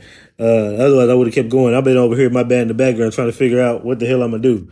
To be honest, trying to figure out if I want to get this right, yo. Or give me or this other thing, this SUV, this a second SUV. I had applied last night for a second SUV. To be honest, use it as like a work SUV. And to be honest, it may seem crazy. Like, why would you get a Benz for a work SUV? But they're hella reliable. Certain models of Benzes are hella reliable. And for some people who don't know, if you go looking for an equivalent vehicle around $20,000, or let's say around $15,000, it's gonna be some bullshit. You know, it's gonna be a bunch of just you little regular this, that, and the third. But you can get you some decent little vehicles. Some people are just scared to get to these because they think they're not that reliable. Certain vehicles, certain Mercedes Benzes are pretty damn reliable. I had like I got a black version of this right now. I had a silver one before this, which is crazy. Now I got the black one. I had a work vehicle, which was like a little bullshit, a little bullshit Mercury from like 2007, some bullshit Mercury. And I was using that, and the engine had went out on me. And I threw everything in my black Benz or whatever, and I started using it for a little bit until I decided to give me another vehicle.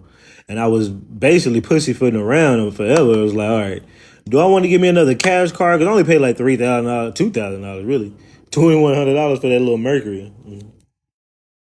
You said that you love the SUV. Yeah, I love the GLE. Now this one is nice. This one's got, it looks almost like mine, but it ain't got the nice headlights like mine's do.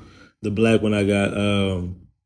But this, but they all look nice, and they do last. The GLE 350 will last. The engine will go hundreds of thousands of miles. And they known to go long ways. And they've been using the same engine platform since their ML days, so it's pretty much been used over time because it's reliable. But on top of that, yeah, like I was saying, like I could buy I could buy me like a little cash car for like 5, 6, 7 grand, but you find for some 5, 6, 7 grand, and and it's still going to be high mileage, and that doesn't mean it's bad. But I've been dealing, I don't deal with cars, so I was like, okay, if I'm gonna just go ahead and just give me a car payment, what kind of cars are on the market right now? What kind of used cars are on the market between if you're gonna get some with decent mileage, some between 15 to 20 grand, right? That's a good sweet spot. It'd be good to get some between 10 to 15 for a cheaper payment. You can get a car around that, but not necessarily all the time SUVs. But like as far as SUVs and trucks, um, I was thinking, okay, well, what am I gonna do, right? I can give me, like you look at the Ford Explorers, they gonna run you 17.9 to 25 to 25. You look at a regular little fucking Chevrolet Equinox, 17 to fucking 22. Okay, so like it's like, why the fuck would I pay that much money for a bullshit ass motherfucking Chevy Equinox when I get a goddamn GLE Benz? Yeah, I believe it's the depreciation that makes that Benz worth it now. But the depreciation is only there because people think it's expensive to fix. Now it is expensive to fix when it does break. When it does break, but typically they don't. The GLEs, I mean the Mercedes, some models don't really go down like that. Now your BMWs, you stay away from those. Okay, because I even thought about giving me a 6 Series drop because I really wanted a drop and a convertible. But they kind of high, kind of more than, well, I don't want to be spending like 30 something thousand. That's more than the money I really whatever. Your boy ain't rich like that, to be honest with you, and my credit ain't the best, but whatever. You know what I'm saying? But they still about to give me a second vehicle. Look, and on top of that, I'll tell you this too. My credit ain't the best, but CarMax is about to sell me a second vehicle. Okay. If you have enough money down, them niggas will fuck with you. Now your APRs and shit is gonna be through the goddamn roof, right? But I got reasons why I'm doing this, to be honest. So like now I'm thinking about I really wanted to drop E class because I already got an SUV. So it's like I could get a second SUV, have it redundant, you know what I'm saying? Keep my black one as my work one for a little bit, not that long. Like eventually I'm gonna just keep my black one as my work one for a little bit longer and probably either get my Mercury fixed because it's been sealed. I still got the Mercury sitting down there, motherfucker sitting there with dust on it. Now, I don't know what you're talking about. FBA first. Hold on until 12/29. You practically steal it. Oh, really? Is there some? See, man, and I got this money burning in my pocket. I know. I probably should. Huh? I didn't know what's happening after 12/29. The price. Some of the prices must be going on. But like, I really wanted.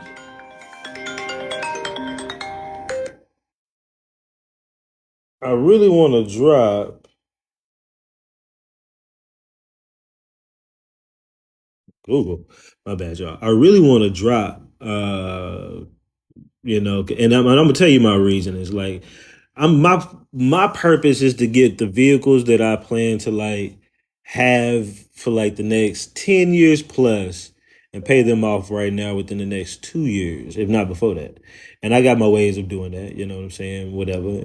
Your boy's on whatever doing what he does business wise, but that's my goal, and basically get out of car payments. But I know that I won't stop having car payments if I don't have at least two cars that I really love.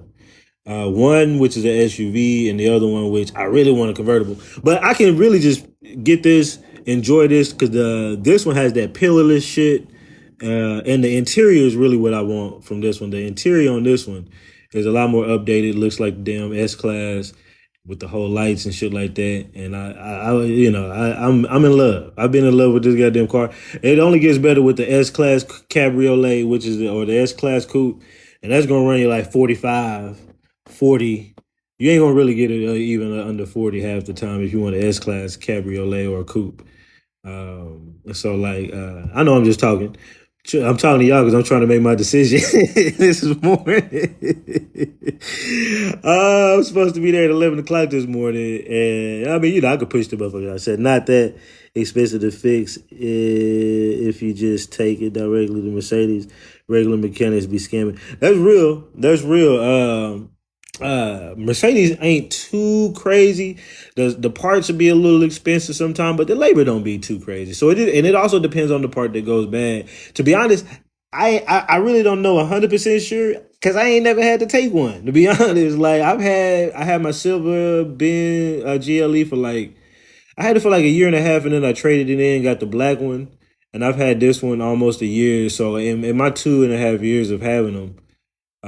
I ain't never had no problems. But when I had my BMW way back in the day, a little old 2008 5 Series, that bitch ass car kept breaking like left and right. Cause so to put y'all up on a little bit of game, said no, boss, stay waiting on you be 14 minutes late. Yeah, I feel you on that. um, like the BMWs, they have a lot of plastic parts in the engine bay purposely. Like one day my heater stopped working, and it was something called the heater valve that went out. Well, a valve is just something that opens and closes to allow something to pass through. Well, they made it out of plastic, and it's the heater valve, so it gets hot. It runs heat through this valve or through this opening, right? And so it gets hot. Well, all that hot and cold cycles, especially if it's cold and then you get hot and cold, hot, makes plastic crack over time and degrade even faster. And they know this shit because they also later on what happened? One of my motherfucking my plastic hoses cracked on me. So I started leaking antifreeze on the goddamn car. I said, okay.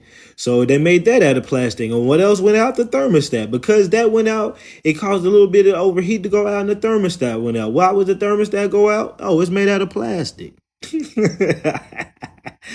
I said these niggas is crazy, nigga. And even the if you got turbos, I didn't have a turbo, but if you have turbocharged engines, if you know what a turbocharge is, it's waste gases.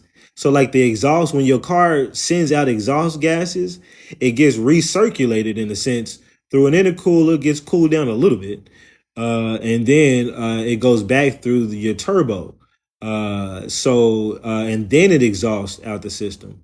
So it spools up it spools up, it uses your exhaust gases to spool up this fan to make your car go faster. Well, that's hot gases. And they made the little waste gates out of plastic. And they always get cracked and break. So I'm just throwing that out there, you know what I'm saying? Look, BMW, stay away. As much as I wanted a 6 Series drop, and the price was really nice at $20,000 versus 28,000 to get a drop, or 29 or to 30 something thousand to get a drop from Mercedes. Uh, you say, can I see your comment first, FBA first?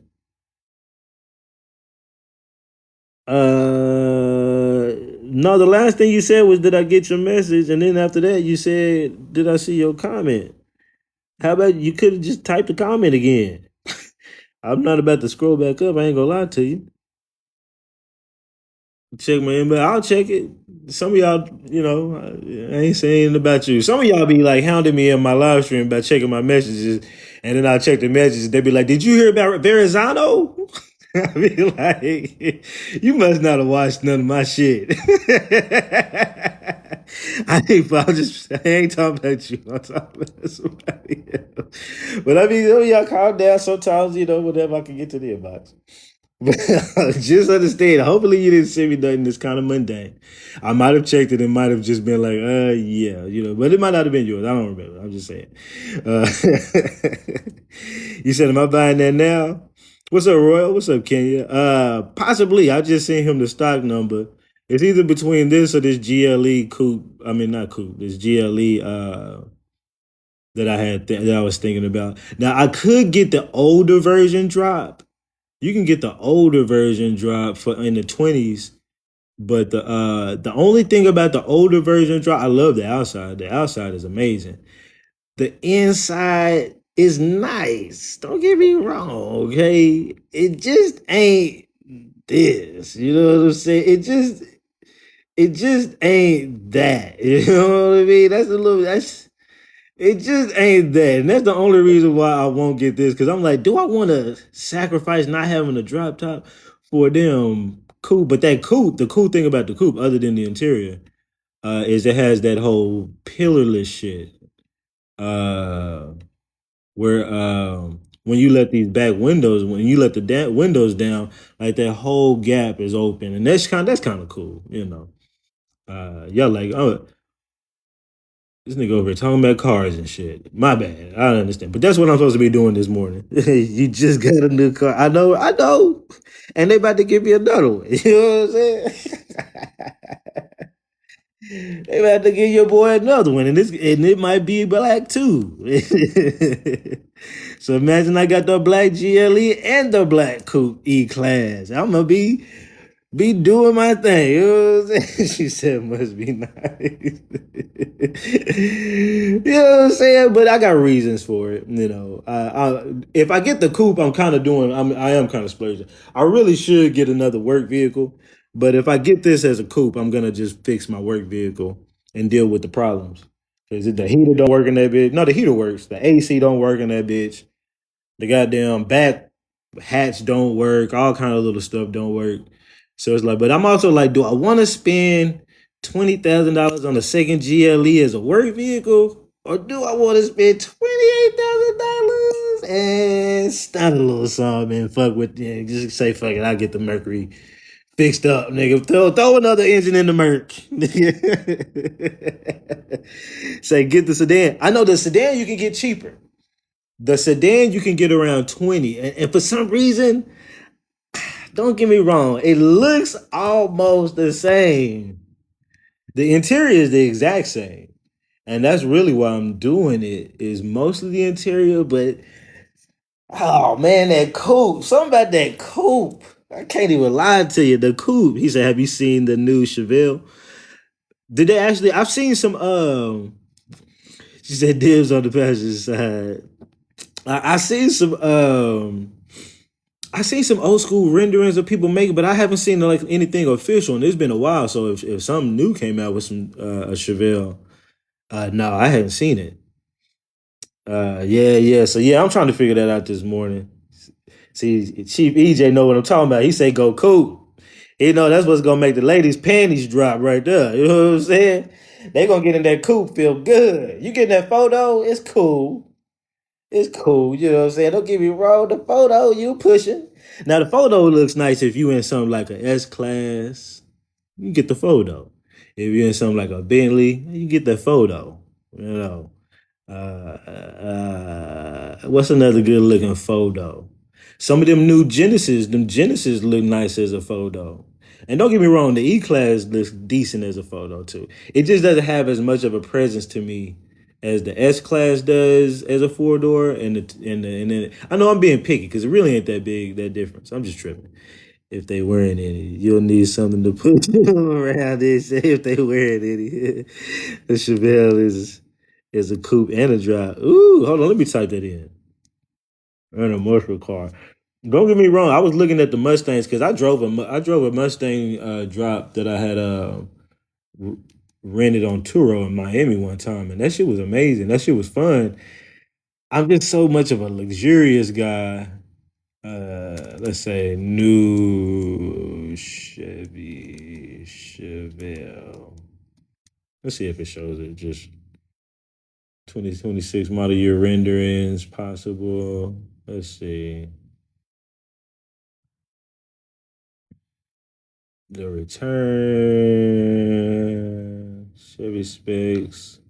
Marine Chevy. See, I be wondering if it'd be just these renders, or sometimes people do do their own custom, and then they might try to bring something like that out later. I said no on the fours. I don't get me wrong. Ford has good trucks. They do good trucks well. Their SUVs, their trucks will last forever almost. I had a Ford F-150. That bitch was tipping close to 300,000 miles, and it would have went further. It probably still on the road today. I got rid of it, but it probably still on the road today, or somebody got it. But but the SUVs and cars, they always have problems. Fix or repair daily. Yeah, the SUVs and cars, they always have problems. She said that's cute. Yeah, that looks pretty clean. Don't get me wrong. If that's what he talking about, that looks pretty damn clean. Uh, I'm an interiors guy though too, but it looks like these are all spec. Some of these are speculative. I wish they would have made the Bronco bigger. Yeah, and they got two versions. They got that little baby looking one, and they got the bigger one. But and right now they said they about to release a baby G wagon for you ladies that love the G wagon.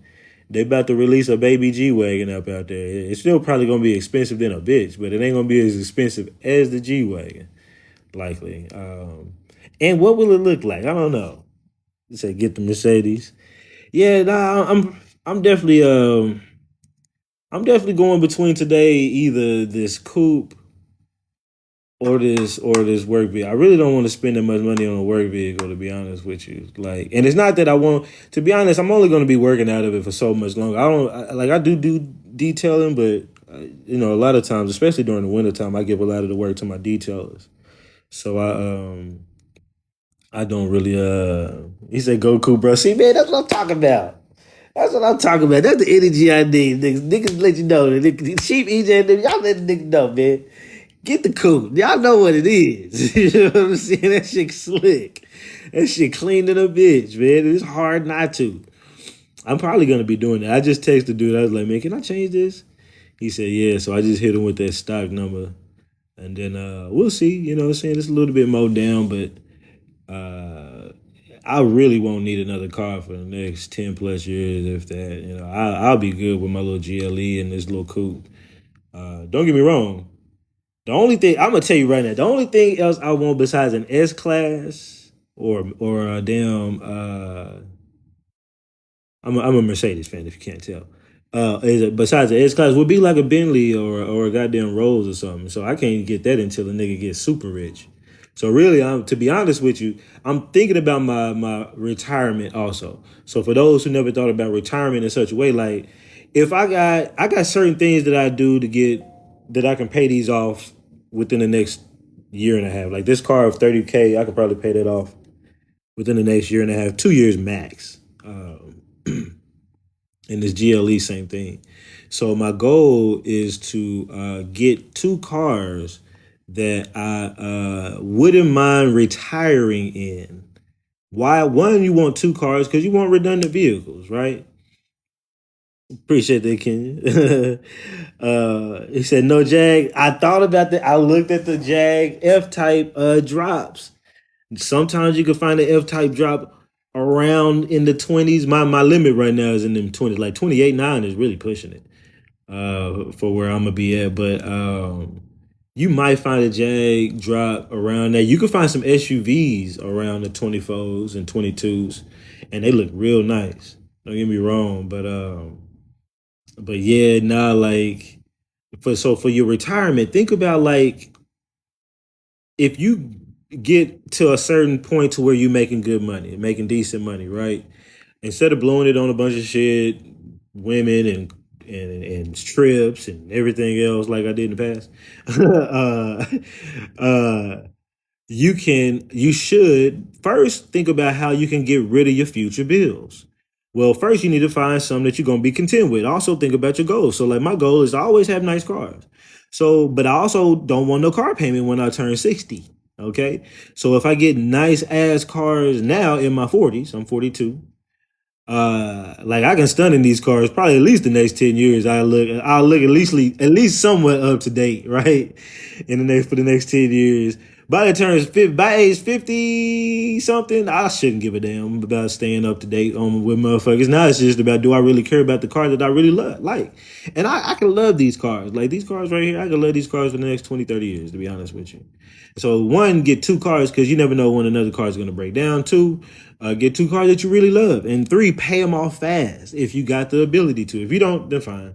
But basically, if I could pay these off fast, like I said, within the next 3 to 4 years, I'll be going into my mid 40s with zero car payments, but with nice cars. You know what I'm saying? So then the only thing is, how can I eliminate my rent? And the next focus will be to pay off a place to live.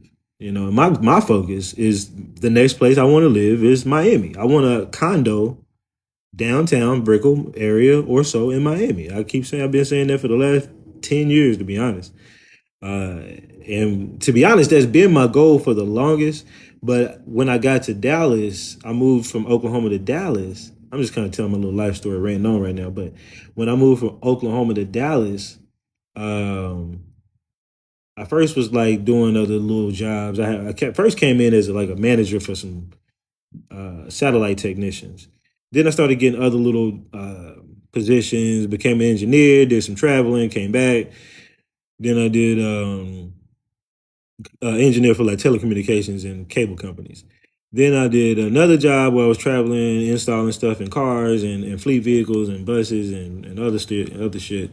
Came back to Dallas or whatever, and then eventually, and all the time I was always trying to make a business work, trying little different businesses or whatever. Then eventually, finally, a business did work. I was trying businesses in Oklahoma too, but then eventually a business finally did work, and so now I've been here doing my business thing, and now I got my second business, which is the podcast studio, which I've been pouring a lot into that. And so now that I done poured all this money into these businesses, it's time for me to reward my goddamn self, okay?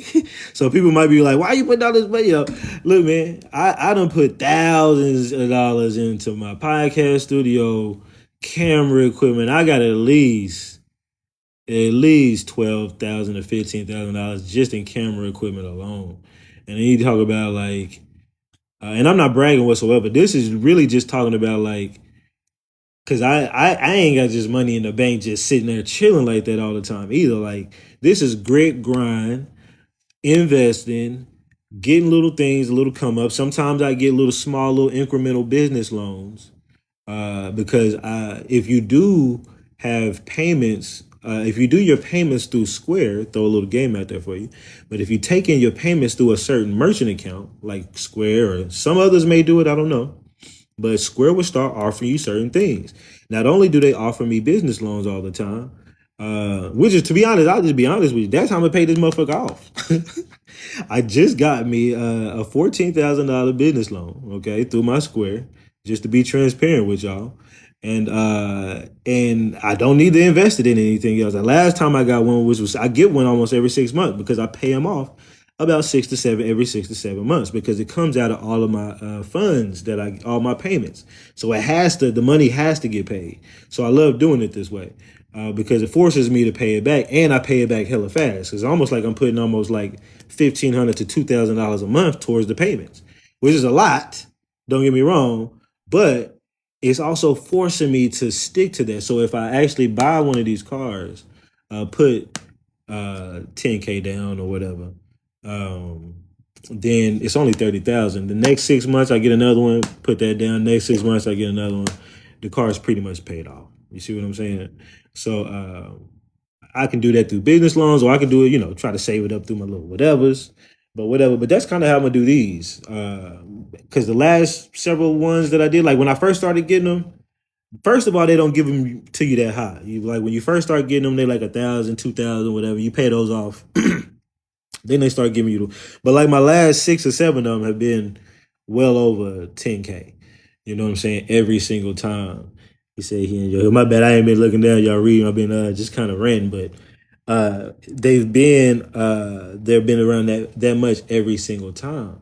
So this is just a little bit of game. If you start you a business, keep you a merchant account.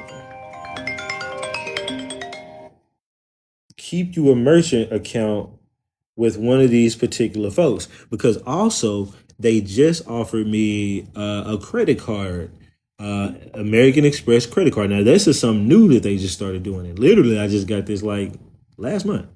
But they gave me a $3,500 limit. You know what I'm saying? And to be honest, my personal credit ain't a goddamn thing. It ain't worth the shit. Okay, I'm gonna just be transparent with you. Now, don't get me wrong. I don't have no repos on there, no nothing, but just my score is down. I just got to get my score up. I just really just do that. I just got to give me a couple of secure credit cards, build up my credit, and really that $3,500 that they gave me, it should go on my personal credit, should go as available credit, should start to build up the credit, and I can give me a secure credit card, throw 2,000 on that or something like that, and that'll help build your credit. People that don't know, you can build your credit up. Just let it sit there. Don't use it at all. Just let it sit there for several months. It'll build your credit up, and then you'll be good. That business credit just hits different. I know, right? The way that they sent that, I was overjoyed. I was like, I'm not even about to use it like that. Especially since I knew I had this coming, but it's good to have that just in case. You never know when you got a business. You never know when you're gonna go slow. You never know when there's hard times. People ain't paying for whatever at this time or whatever. Luckily, my business has like made it through a lot of months and bad months and shit like that, and people still fuck with your boy. And I got enough customers that it really don't be that big of an issue, but. I can see when it does slow down because I may not be giving as much work to my guys, and I may do more of the work and be like, nigga, I'm gonna have to take that 250.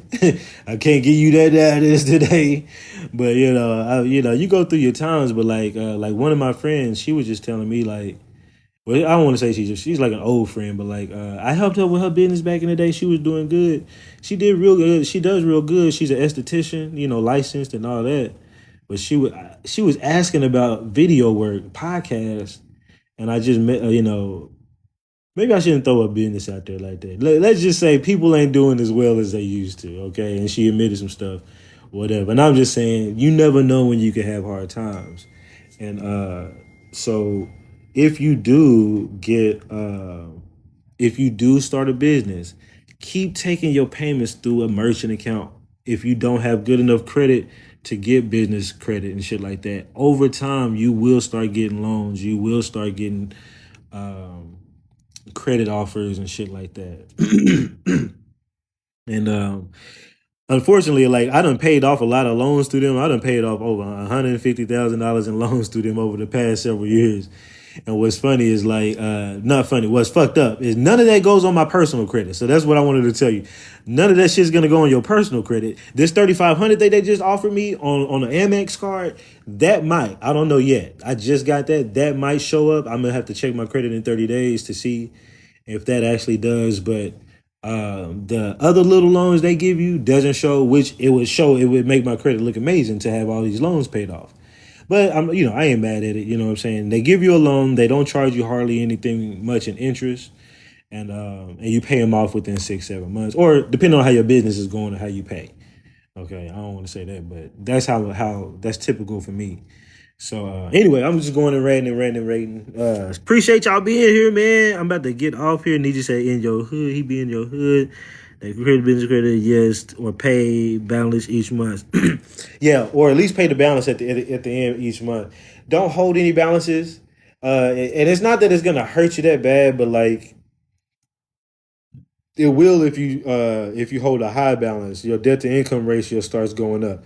So what you're trying to do is let your debt to income ratio look better, and the more credit that you have on your account looks like your debt to income, your debt is not so much. So you got a lot of credit. So you would have to have debt to offset that credit. So if you had like $5,000 in credit, but you also owe $5,000 on a card, that ain't good.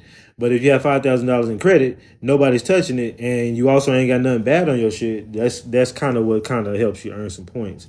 And then when your points get up there, 650, 700, 650, 670 or whatever, then you go apply for more cards. Don't use them yet, unless you need to, but apply for like 2 to 3 or 4 more cards. Now you get more credit. It boosts your score up even more because you got credit that you're not used. You went from having a $5,000 available credit to like 10,000 or something, right? So now your credit score is looking even better. But if you start using all of it, which sometimes I will, I ain't even gonna lie, your boy, I ain't never had much credit though in the past. To be honest, man, I've had good credit like once or twice in my life. Got a couple of cars on good credit, and then I fucked it up when I was younger. I ain't really had nothing too crazy, but it would be like small shit, and then I just wouldn't do the work to fix it. You know what I'm saying? And sometimes it just be that way. You'll do small shit, and you just won't fix it. You'll procrastinate, like, I'm gonna pay that little 500, a little 300, that little $1,000, whatever here and there, and it ain't really that much. But then you just don't do it. You know what I'm saying? And that'd be on yourself. That'd be on me, to be honest. A lot of it be on me because I can name a lot of other things I done wasted money on or spent money on. But to be honest, too personally, I invest a lot of my money in business shit. I've always invested my money in equipment, businesses, stuff like that, and it's paid off. I like to be honest. I don't have no regrets. I don't have no regrets at all the money I put out there and wasted. I tried a studio in Oklahoma City. I had a photography studio. I tried an arcade. I had a this. I used to be a party promoter, nigga. Renting little spots, nigga. All that, nigga. I nigga was trying everything under the sun, nigga. I came out to Dallas. I was like, nigga, I'm about to make something work. God damn it. You know what I'm saying? And eventually something will work for you. So let that be encouraging too. Because at the time, some people discouraged me. In fact, my old ex-wife used to discourage me about like, what's up, Rashad? Appreciate you coming in. I ain't gonna lie to you, I'm about to get off here, but I appreciate you coming in. I'm just kind of ranting right now. But like my ex, she used to be like, how come you can't just work a job? How come you can't just I worked a job. I worked at AT&T the entire time. I worked at AT&T as a technician for about 5 years. Prior to that, I worked at call centers. I always kept jobs. I always was the breadwinner of the family. All that shit. Paid the bulk of the bill. She just had to pay the light bill. But I say that to say she just was like, how come you can't just be content with working a job? It's okay to just be a worker, Sam. Sometimes it's okay to just whatever. Why you always got to keep trying shit? And now today, I'm been the last 5 years, a nigga ain't never worked for nobody. And my ex-wife is still working for people, and I think they may have been. I think they may be going through a downsizing. So, anyways, you know what I'm saying. I feel like I made the right decisions by sticking to my own gumption and morals. Cause can't nobody fire your boy. Okay, can't nobody fire me, nigga. Every customer I got would have to get rid of me. Okay, everybody that's one thing about having a business too. It may be hard, it may be take a while to get up, but once you get it up, can't nobody fire you. Everybody, all your customers ain't gonna just stop fucking with you. You know what I'm saying? That's why also I built up a lot of residential clients instead of business clients. A lot of detail companies get like big on trying to go to dealerships and goddamn major places to get contracts. And I tried a little contract thing. I had a contract with Carvana for a little bit, but I would never do it again. Fuck that. That shit is more of a headache than anything else. But regardless of that, a lot of them try to do it that way. But if you have a problem with them, then all of a sudden your business is in the shitter because you ain't got shit to back it up. I got so many residential clients that and so many customers. My customers list is at least in the 3,000 that are saved customers in my database. At least over 3,000.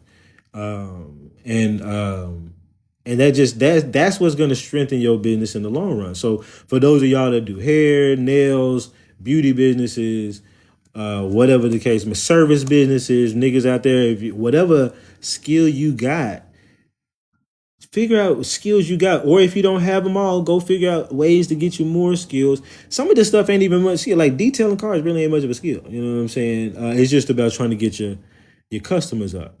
Like my nephew right now, he's in Oklahoma. I'm helping him build his customers and build his care. So right now he's doing lawn care in Oklahoma, and I got him a website. I'll show you the website I made for him. Little website I made for him, made his little logo and all that, and put him on Google or whatever. And it's a little basic site that'll get him by until he gets a little bit some more shit going or whatever. But he's been getting some business off of it, quite a bit. So much so that he also started posting himself. He's been doing this for almost a year and a half now. And he started off grinding it out of a Ford Fusion, out of a four-door car that he would put his whole equipment in the trunk, break down the equipment, put it in the trunk and in the back seat, really out there getting it. Eventually, I invested, helped. He had saved up like $1,500, and I gave him like, to be honest, I had one of them loans come in at the time, and I gave him $2,000 out of it, and he went and got a truck. When he got the truck, a F-150, help him find that F-150. Now he can carry around a fucking trailer because he had got a trailer for free from his job. He works at the zoo, and he's in his early 20s. But he also got a riding lawnmower gifted to him pretty much from his grandpa. He just has to get it fixed. So then he starts getting that going, right? He's getting business or whatever.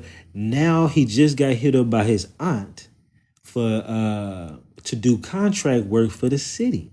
So now he's doing work hitting up city lots, little small, little random, little little patches of grass and little random areas on the roads and shit, in the medians and shit. He's hitting those up. And they got a 3-year bid that they just got. Now, yeah, they should be giving him more of the money, but it's cool. He's making way more than what he already started off making. So even though he's getting that, though, I was like, yeah, this is amazing. You're going to get this work. But we still gonna build your clients, because if anything was to happen between the relationship and within you and her, you cut off. Now, while we build your clients and you do work for them, we're also going to learn how to do bids yourself. Then when you start bidding yourself for those same bids that they got, now you can get $300 for that lot instead of the $60 they gave you. And he did, and think about this. It's not like they doing them wrong when you own the business and you the person doing the contract, and you can come up with whatever you want to come up with. But they asked him how much you normally pay, charging. He was like about $60 for X amount, XYZ. So they giving him $60, giving him what he makes as what he charges. So that's Fine, and I told him not to trip about that. But understand, like he did like 6 lots in a day, made $240. That was one of his biggest days. 60 lots, $60 a lot, 6 lots, yeah, $240. But I said, imagine if you could make $300 a lot. You'd have made damn near what? 6 lots, $300 a lot, $1,800 in a day. I said, so that's how important it is. I'm gonna probably put them through some classes on how to actually do bids, because there are classes on how to go through this and how to actually bid through the government and get those contracts. So look, it's all about getting yourself in the game. When you get there and start working, no matter what you're doing, something's gonna pop up. Opportunities will rise, certain new things will happen, and it's up to you to grab into those and hone in on those and cultivate that. And he has me in his corner, you know what I'm saying? And he has his uncle in his corner, which his other uncle in his corner, which really helps. So anyways, I'm gonna get off here, y'all. I've been talking this stuff. Let me check into this shit. Appreciate y'all like always. Enjoy your day.